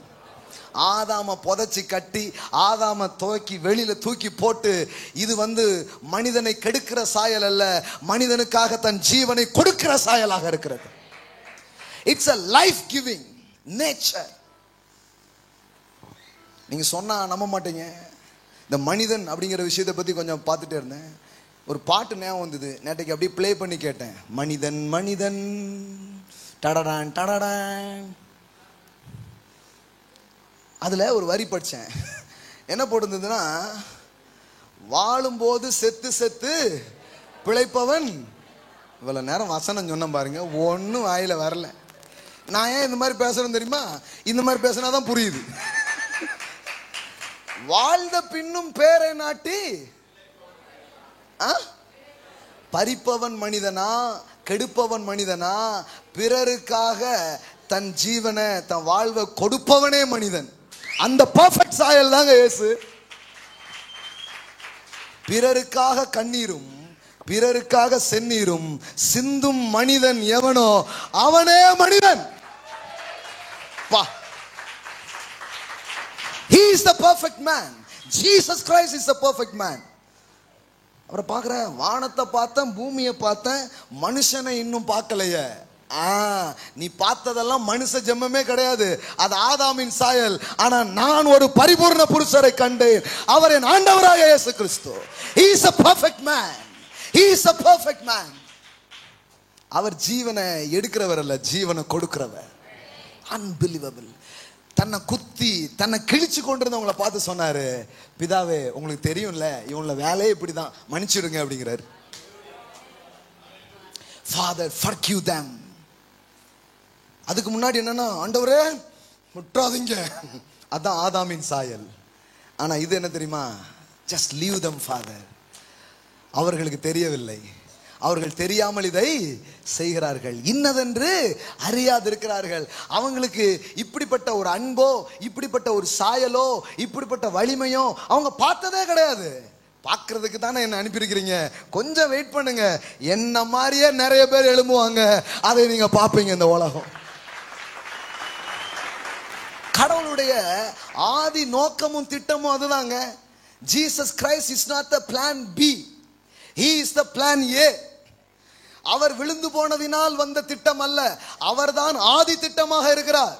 ரோமர் 8ஆம் அதிகாரம் சொல்லுகிறது, அவருடைய குமாரனுடைய சாயலுக்கு ஒப்பா இருக்கும்படி நம்மை முன்குறித்தார். ஹல்லேலூயா. அப்பனா என்ன அர்த்தம்னா, இந்த பூமிக்குள்ள இயேசு வந்ததன் மூலம் ஒரு புது ரகம் கலக்குது, ஒரு புது சாயல் உருவாகுது, ஒரு புது வித்து போடப்பட்டிருக்கிறது, ஒரு புது நம்பிக்கை தூவப்பட்டிருக்கிறது. பிரியமானவர்களே, அதுதான் அவருடைய மக்கள், அவருடைய சபை. ஹல்லேலூயா. பிறருக்காக கண்ணீரும் பிறருக்காக செந்நீரும் யாருங்க சிந்தனா? ஒருவன் தன் சிநேகிதனுக்காக ஜீவனை கொடுக்கிற அன்பிலும் மேலான அன்பு இல்லை, அவர் தாங்க கொடுத்தாரு. He is the perfect man. அப்பனா என்னன்னா, எப்படி மாத்திட்டார் தெரியுமா? உங்களுக்கு எனக்கும் பெருமை சேர்த்துட்டாரு. மனுஷன்னா மோசங்கிறத மாத்தி மனுஷன்னா இதான்ப்பா அப்படிங்கிற மாதிரி மாத்திட்டு போயிட்டார். சிந்தும் மனிதன் எவனே அவனே மனிதன், மனிதன். ஆமென். எல்லாத்தையும் பார்த்தேன், ஆனா யாரை பார்க்கல? மனுஷனை பார்க்கல. அதான் கவலை, அதான் பயம். எல்லாம் ஏமாத்துக்காரங்க. சிலர்லாம் பாருங்க, அவ்வளவு டென்ஷன் ஆயிடுவாங்க. எல்லாம் ஒருத்தமும் சரி கிடையாது, சும்மா காசுக்கு வந்து நிற்கான். ஏன்னா அவங்க பார்த்ததெல்லாம் எந்த சாயல்? இந்த விழுந்து போன சாயல். அதனாலதான் அவங்களுக்கு சிலர்லாம் பாருங்க, அதெல்லாம் அங்கே சர்ச்செல்லாம் சரியே இல்லைங்க. ஏன்னா அவங்க பார்த்த சாயல் என்னது? ஆதாமின் சாயல் இருந்த ஒரு சர்ச்சை பார்த்துருப்பாங்க. சிலர்லாம் ஊழியம் இதெல்லாம் அதெல்லாம் சரி கிடையாதுங்க, ஏன்னா ஆதாமின் சாயல்ல ஒரு ஊழியக்காரரை பார்த்துருப்பாருங்க. ஆனா ஒருத்தர் வந்து அதை அப்படியே அழிச்சிட்டு இப்ப சொன்னாரு, என் நாமத்தின் மீது விசுவாசம் உள்ளவர்களாய் என்னை ஏற்றுக்கொள்கிறவர்கள் எத்தனை பேர்களோ அத்தனை பேருக்குள்ளேயும் நான் ஒரு வித்து வைக்கிறேன், அது குமாரனின் வித்தா இருக்கிறது, அவர்கள் என்னை போலவே இருப்பார்கள். என்ன போலவே அவங்க இருப்பாங்க. நான் நம்புறேன் நம்மள நிறைய பேருக்குள்ள அந்த வித்து கலந்து அந்த சாயல் உருவாகி கொண்டிருக்கிறது, அந்த சாயல் வளர்ந்து கொண்டிருக்கிறது, அந்த சாயல் பெருகி கொண்டிருக்கிறது. ஆமென். கொஞ்ச நாள்ல பாருங்க, எங்கும் இயேசுமயம். எங்க பார்த்தாலும் கிறிஸ்து. ஒரு காலத்துல அப்படிதான் பேரே வச்சாங்களாம். அவனை பாரு, கிறிஸ்து மாதிரியே இல்ல, கிறிஸ்து செஞ்ச மாதிரியே இல்லை அப்படின்னு சொல்லிட்டு தான் என்ன பேர் வந்துதான் அந்தியோக்கியாவிலே பாருங்க, கிறிஸ்தவர்கள்ங்கிற பேரை கூட இயேசு வைக்கல, அதை மற்றவங்க வச்சாங்களாம். பைபிள்லே இருக்குது அது. அந்தியோக்கியாவிலே முதலிலே சீசர்களுக்கு கிறிஸ்தவர்கள் என்கிற பெயர் என்ன பண்ணப்பட்டதாம்? வழங்கப்பட்டதாம். அப்போ அவர் மாதிரியே இருக்கிறான்ப்பா அப்படின்னு சொல்லிட்டாங்களாம். இப்ப பாருங்களேன், அப்ப சும்மா ஏதோ லைட்டா படிச்சிட கூடாது. கடவுள் மனுஷன் ஆனார். மனுஷனா எவனுமே ஆக மாட்டான், மனித சாயல் மட்டும் வேண்டவே வேண்டான்றுவான். ஏன்னா ஒட்டுமொத்த கெட்ட பேரும் இதுல தான் இருக்கு. அந்த சாயல்ல தான் இருக்குது. அவர் பரவாயில்ல, அவளத்தையும் என் மேல வைங்க, குழிய தோண்டி புதைச்சி 3 நாள்ல வெளியில வருவேன், சாயலையே மாத்திடுறேன் அப்படின்ட்டு. ஏன் பாதாளத்துக்கு போனார்னு நினைக்கிறீங்க? அவன் சரக்கு அங்கேயே டெலிவரி பண்றதுக்கு தான். ஐயோ, உங்களுக்கு புரியுதான்னு தெரியலையே. டேய், எங்க ஊர்ல தேவையில்லாத குப்பையெல்லாம் வந்து கொட்டிட்டு இருக்கிற, உன் குப்பையை நீனே வச்சுக்கோன்ட்டு அத்தனை குப்பையும் கொண்டு அங்கேயே கொட்டிட்டு வந்தாருங்க. இப்போ மனித சாயல் அற்பமான சாயல் அல்ல, அது அற்புதமான சாயல். அது கீழான சாயல் அல்ல, அது மேலான சாயல். அதனாலதான் பிலிப்பியர்ல படிக்குது, அடிமையின் ரூபம் எடுத்தார், தாழ்மையை ரூபம் எடுத்தார், இப்படி ஆனாரு. இப்ப எப்படி இருக்கிறார் தெரியுமா? இப்ப எப்படி இருக்கிறார் தெரியுமா? வாசிங்க பார்க்கலாம். இன்னும் 10 நிமிடங்கள்ல முடிப்போம். Thank you Jesus. எப்படி இருக்கிறாரு ஃபைனலா? இப்போ நீங்க நினைச்ச கூடாது, சரி ஒரு ரோல் மாதிரி வந்துட்டு பாடியை கொஞ்சம் பெருமைப்படுத்திட்டு போயிடலாம் அப்படின்னு நினைக்கிறாரு அப்படின்னு நீங்க நினைக்கலாம். கிடையவே கிடையாது, கிடையவே கிடையாது. இயேசு இப்பவும் எதுல தான் இருக்கிறாரு? இப்பவும் அவர் எதுல தான் இருக்கிறாரு? ஓ, இப்பவும் அவர் சரீரத்தில் தாங்க இருக்கிறாரு. எஸ், பாருங்களேன், நிறைய பேர் நினைக்கிறாங்கன்னா அது ஒரு பலி செலுத்தணும் அல்லது ஒரு வேலையை செய்யணுங்கிறதுக்காக அந்த சரீரத்தை கொடுத்தாங்க, அவர் அதை செஞ்சாரு. சரி, செஞ்சாருன்னா சரீரத்தை போட்டு போயிட வேண்டியதானே? ஏன் சரீரத்தோட போனாரு? இப்பவும் அவர் எதுல தான் இருக்கிறாரு? இப்பவும் சரீரத்துல தான் இருக்கிறார். நான் உங்களுக்கு சொல்லட்டுமா, இயேசு மனிதனாக வருவதற்கு முன்பாக மனு வர்க்கத்துக்குள்ளே தெய்வீகம் என்பதே இல்லை. அவர் எப்போ மனுஷ ரூபம் ஆனாரோ அப்போ மனுஷீகத்துக்குள்ள எது கலந்துருச்சு? தெய்வீகம் கலந்துருச்சு. இது ரொம்ப அற்புதமான காரியம். ஆனா அதை விட அற்புதமான காரியம் என்ன தெரியுமா? இயேசு மனுஷனா வர்றதுக்கு முன்னாடி திரித்துவத்துக்குள்ள மனுஷிகங்கிறது ஒண்ணு கிடையவே கிடையாது. இயேசு எப்போ மனுஷனா வந்தாரோ இப்போ மூவொரு கடவுளில் ஒருவர், உங்களை போலவே என்ன போலவே அவர் இருக்கிறார், மனிதனாக இயேசு கிறிஸ்து. He is the man Jesus. அதனாலதான் தீமோத்தேயுக்கு பவுல் எழுதும்போது சொல்லுகிறார், மனிதனுக்கும் தேவனுக்கும் மத்தியஸ்தர் ஒருவரே. அவர் யாரு? மனிதனாகிய இயேசுவே. இப்ப அவர் யாரு? எல்லாம் சொல்லுங்க, மேன் ஜீசஸ். எல்லாம் சொல்லுங்க, நம்ம அண்ணாச்சு. இந்த மாதிரி வேர்ட்ஸ் எல்லாம் ஏன் யூஸ் பண்ணா தெரியுமா? It's related words. நான் சொல்லட்டுமா, இயேசு உங்க அண்ணாச்சு. நீதிமொழிகளில் நாம் வாசிக்கிறோம், இடுக்கண்களில் உதவவே சகோதரன் பிறந்திருக்கிறான். என் தம்பிகளை நான் மீட்கிறேன்னு அண்ணன் இறங்கி வந்தாரு. அதுதான் கிறிஸ்துமஸ். அதுக்கு முன்னாடி தம்பிகளால் பாதிக்கப்பட்ட அண்ணன்கள் தான் இருந்தாங்க. தர்மதுரை, எல்லா டைட்டிலும் என் நாயகன் ஒருவருக்கு மாத்திரமே பொருந்துகிறது, வேற எந்த பொருந்தாது. அவர் ஒருத்தருக்கு தான் என்ன பண்ணுது? பொருந்தது. அண்ணெல்லாம் ஏமாத்துறான், எல்லாம் பண்ணுறான், ஆனாலும் போய் காப்பாத்துறாரு. ஆமென். உறவுகளால் காயப்பட்டிருக்கலாம், மனிதர்களை குறித்த நம்பிக்கை இழந்து போயிருக்கலாம், திருமணனாலே மோசம், சபைனாலே மோசம், ஊழியம்னாலே மோசம், எல்லாம் கெட்டவங்க அப்படின்னு உங்க மண்டையில ஃபுல்லா அழுக்கால் நிறைஞ்சு இந்த காலையில நீங்க உட்கார்ந்து இதை கேட்டுட்டு இருக்கலாம். நான் உங்களுக்கு சொல்றேன், இல்லைங்க, இதே மனித இனத்துல மனித உணர்வுகளோடு ஒருவர் வந்து எல்லா விதத்திலும் சோதிக்கப்பட்டார். ஆனால் பாவம் இல்லாதவராக அவர் இருந்தார். எல்லாத்திலையும் கடந்து போய் எல்லாத்தையும் அவர் என்ன பண்ணாராம்? ஜெயிச்சாராம். எப்படி தாவீது ஜெயித்ததை பார்த்து மற்ற இஸ்ரவேலர்களுக்கும் வெற்றி கொள்கிற ஒரு இது வந்ததோ, அதுபோல இன்னைக்கு கிறிஸ்துவின் சாயலை பார்க்கிற நாம் அந்த சாயலுக்கு ஒப்பாகத்தானே மகிமையின் மேல் மகிமை அடைந்து மறுரூபப்படுகிறோம். அல்லேலூயா. எல்லாம் சொல்லுங்க, எனக்குள்ளே ஆதாமின் சாயல் அல்ல, எனக்குள்ளே இயேசுவின் சாயல் இருக்கிறது. ஆமென். எல்லாம் சொல்லுங்க, பலவைகள் ஒளிந்தன, எல்லாம் புதிதாயின, எனக்குள்ளே கிறிஸ்து இருக்கிறார். ஆமென். இப்போ உங்களுக்குள்ள ஒரு பெர்ஃபெக்ட் மேனை அவர் உருவாக்கி காட்டுவார். ஹல்லேலூயா. உங்களை பார்க்குறவங்க நீங்க கொஞ்சம் வித்தியாசமா இருக்கிறீங்களே அப்படி சொல்லுவாங்க. இவர் யாரோ அப்படி சொன்னாங்களா? இயேசுவை பார்த்து என்ன சொன்னாங்க? இவர் யாரோ. எல்லாம் சொல்லுங்க, இவர் யாரோ அப்படின்னா எப்படிப்பட்ட ஆளியா, இவர் வித்தியாசமா இருக்கிறாரு, இவர் வேற எங்கேயோ இருந்து வந்த மாதிரி இருக்கு இவரை பார்த்தா. நான் சொல்றேன், கொஞ்ச நாளுக்கு அப்புறம், ஏன் இப்பவுமே கூட உங்களை குறித்து அநேகர் சொல்லுகிற வார்த்தைகள் இவ்விதமாகத்தான் இருக்கிறது. இது வேற ரகம், இது வேற இனம், இது ஜாதிகளோடு கலவாமல் தனித்து வாசம் பண்ணுகிற வித்தியாசமான ஒரு கூட்டம். ஆமென். அப்படின்னா என்ன அர்த்தம்? உங்களுக்குள்ள அந்த சாயலை பார்க்குறாங்க. நான் சொல்லட்டுமா, இன்னைக்கு உலகம் இதை தான் பார்க்க ஆசைப்படுது. சகல ஜாதியாலும் விருப்பப்பட்டவர் வருவார். இயேசுவை பார்க்கணும்னு அவ்வளோ ஆசை இருக்குது இந்த உலகத்துக்கு. ஆனால் உங்களுக்குள்ள அந்த சாயலை இம்பார்ட் பண்ணுறாரு இன்னைக்கு பரிசுத்த ஆவியானவர். உங்களை பார்க்கும்போது சொல்லுவாங்க, இயேசு இருந்தால் இப்படி தான் அன்பாக பேசியிருப்பார் போல, இயேசு இருந்தால் இப்படி தான் சுகமாக்கி இருப்பார் போல, இயேசு இருந்தால் இப்படி தான் செயல்பட்டிருப்பார் போலன்ட்டு உங்கள் மூலமாக மனிதன் என்கிற சாயலை குறித்த நம்பிக்கைகள் மனு வர்க்கத்துக்கு வரப்போகிறது. ஆமென். இனி மனுஷன்னா மோசம், மனுஷன்னா மோசம், இந்த கதையே கிடையாது. இல்லைங்க, ஒரு பர்ஃபெக்டான ஒரு மனுஷன் இருந்தார், அவர் பேர் இயேசு. இப்போ நீங்க கடவுள் பர்ஃபெக்டா இருந்தாருன்னா உங்களுக்கு எனக்கும் பிரச்சனையே கிடையாது. நீங்க எல்லாரும் என்ன சொல்லிடுவீங்க? அல்லேலூயா, பரிசுத்தர் பரிசுத்தர்னு சொல்லிடுவீங்க. ஆனா யார் பர்ஃபெக்டா இருந்தா? எல்லாம் சொல்லுங்க. மனிதன். சோதனையே வராத பர்ஃபெக்டா இருந்தாரா? இயேசு மாதிரி கடுமையா சோதிக்கப்பட்டது யாருமே கிடையாது. ஆதாம் நிறைவில் சோதிக்கப்பட்டு தோற்று போனான். விளங்குதா? ஆதாம் எதிர சோதிக்கப்பட்டான்? ஏதேன் தோட்டத்தில் ஏதாவது குறைவு இருந்ததா? ஆனா அதுல தோத்து போயிட்டான்.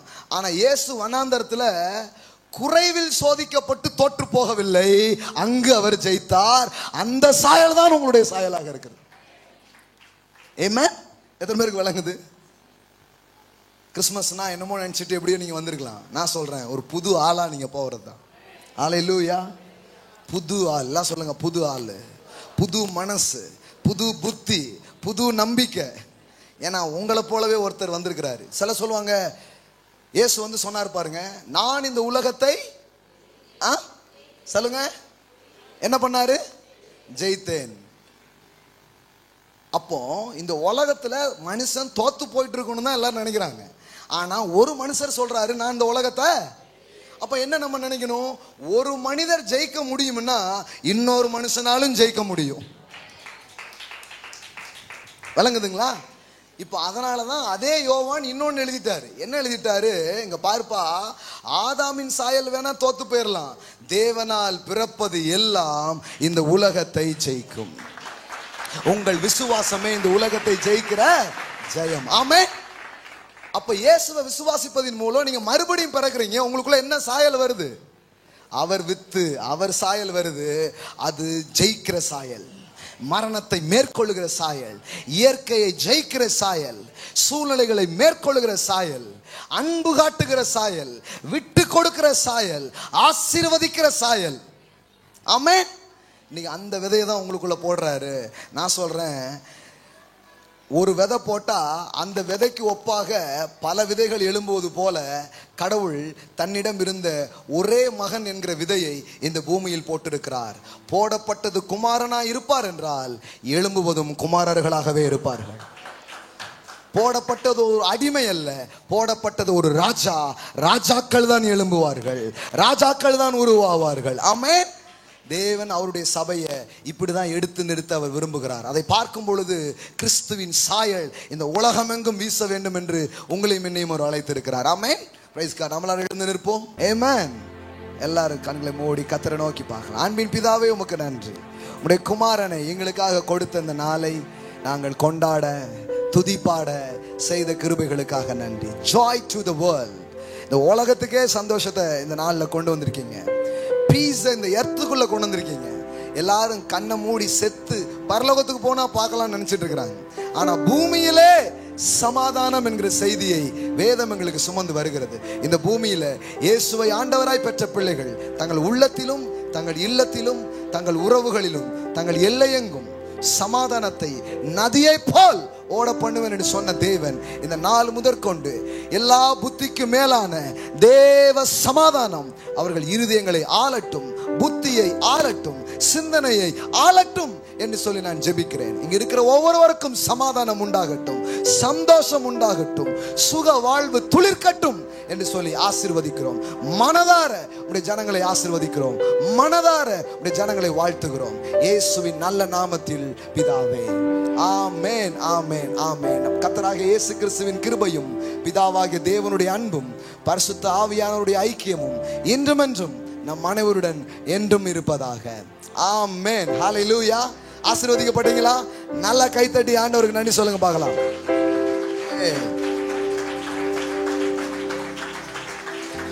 Amen. Praise God. Happy Christmas. Joyful Christmas. Merry Christmas. ஒவ்வொரு நாளும் உங்க வாழ்க்கை கொண்டாட்டமா இருப்பதாக, என்றென்று மகிழ்ந்திருப்பீர்களாக.